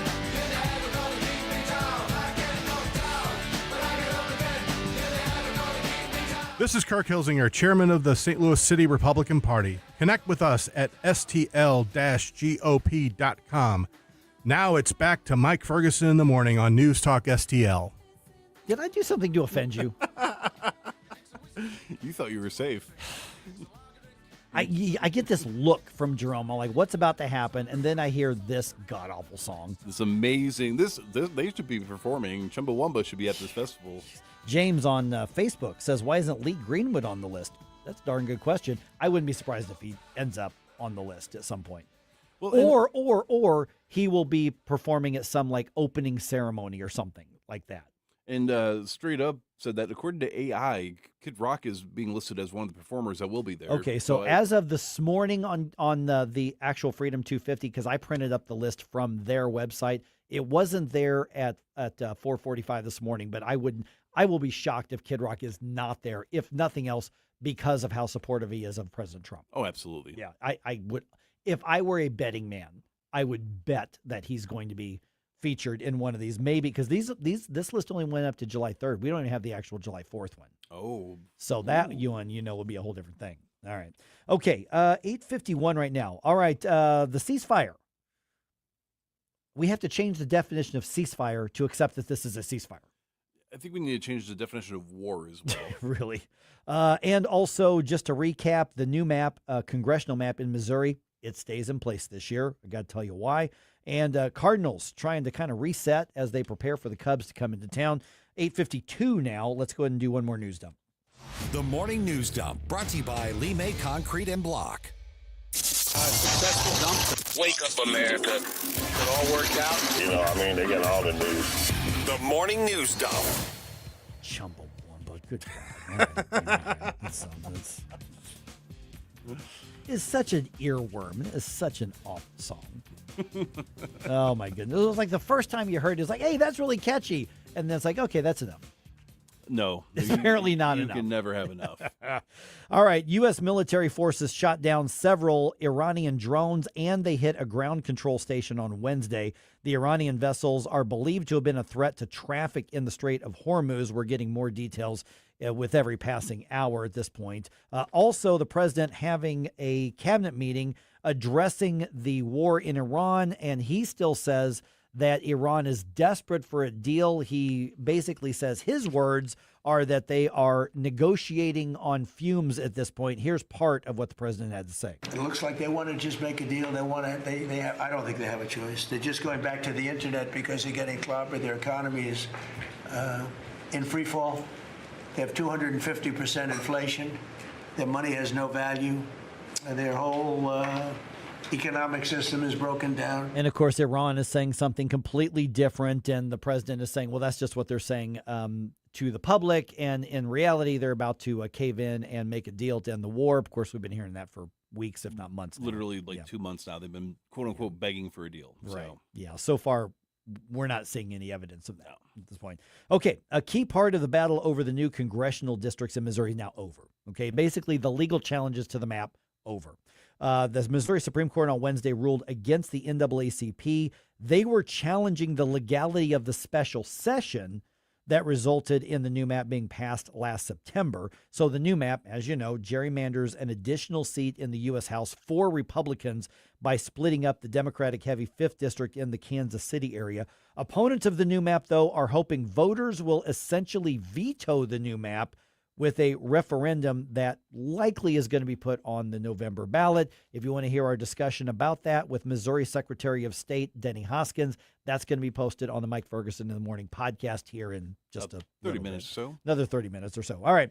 A U.S. House Republican introduces a constitutional amendment that says judges and members of Congress are limited to natural-born U.S. citizens, not just citizens, but natural-born ones. Here's the report on this from Bernie Bennett in Washington, D.C. South Carolina Congresswoman Nancy Mace proposes a constitutional amendment prohibiting naturalized citizens from serving in Congress, becoming federal judges, or holding Senate-confirmed positions. In a Wednesday statement shared on X, Mace said she introduced a long-overdue joint resolution for the constitutional amendment, noting, quote, "This is the very same standard the president and vice president are required to meet." Mace, who's running for governor in South Carolina, suggests that U.S. officials born in other countries could have split loyalties. Bernie Bennett in Washington. Now, this is not going to happen. I don't think we will ever see another amendment to the U.S. Constitution passed. I just don't think it's going to happen. Well, yeah, because we have got too many people in the country that don't like the country that they're currently living in. I mean, it's this should be just a common sense no-brainer, in my opinion, at least. I know probably you disagree a little bit, but I get where you're coming from on it. Some of the most patriotic people I know are people who had to do the work and fought and really wanted to leave behind wherever they left. The problem is not that many people do. We don't make it hard enough to get here and then to be a citizen. So I understand what Nancy Mace is saying, and I get where you're coming from. I'm not faulting the logic. I just kind of have mixed feelings on it. no, absolutely. I mean, and I'm not doubting the patriotism of the hard work. I've met similar types of people as well. It's just, I guess the unfortunate thing is that they don't often run for political office. Right. It's the ones like Yaya Paul and Shri Thandar and Ilhan Omar and Mom Dami and all these other people that want to run here, and then they want to fundamentally change things, and it's just, why come here and do that? Yeah, I mean, if you love where you're at, then stay where you're at.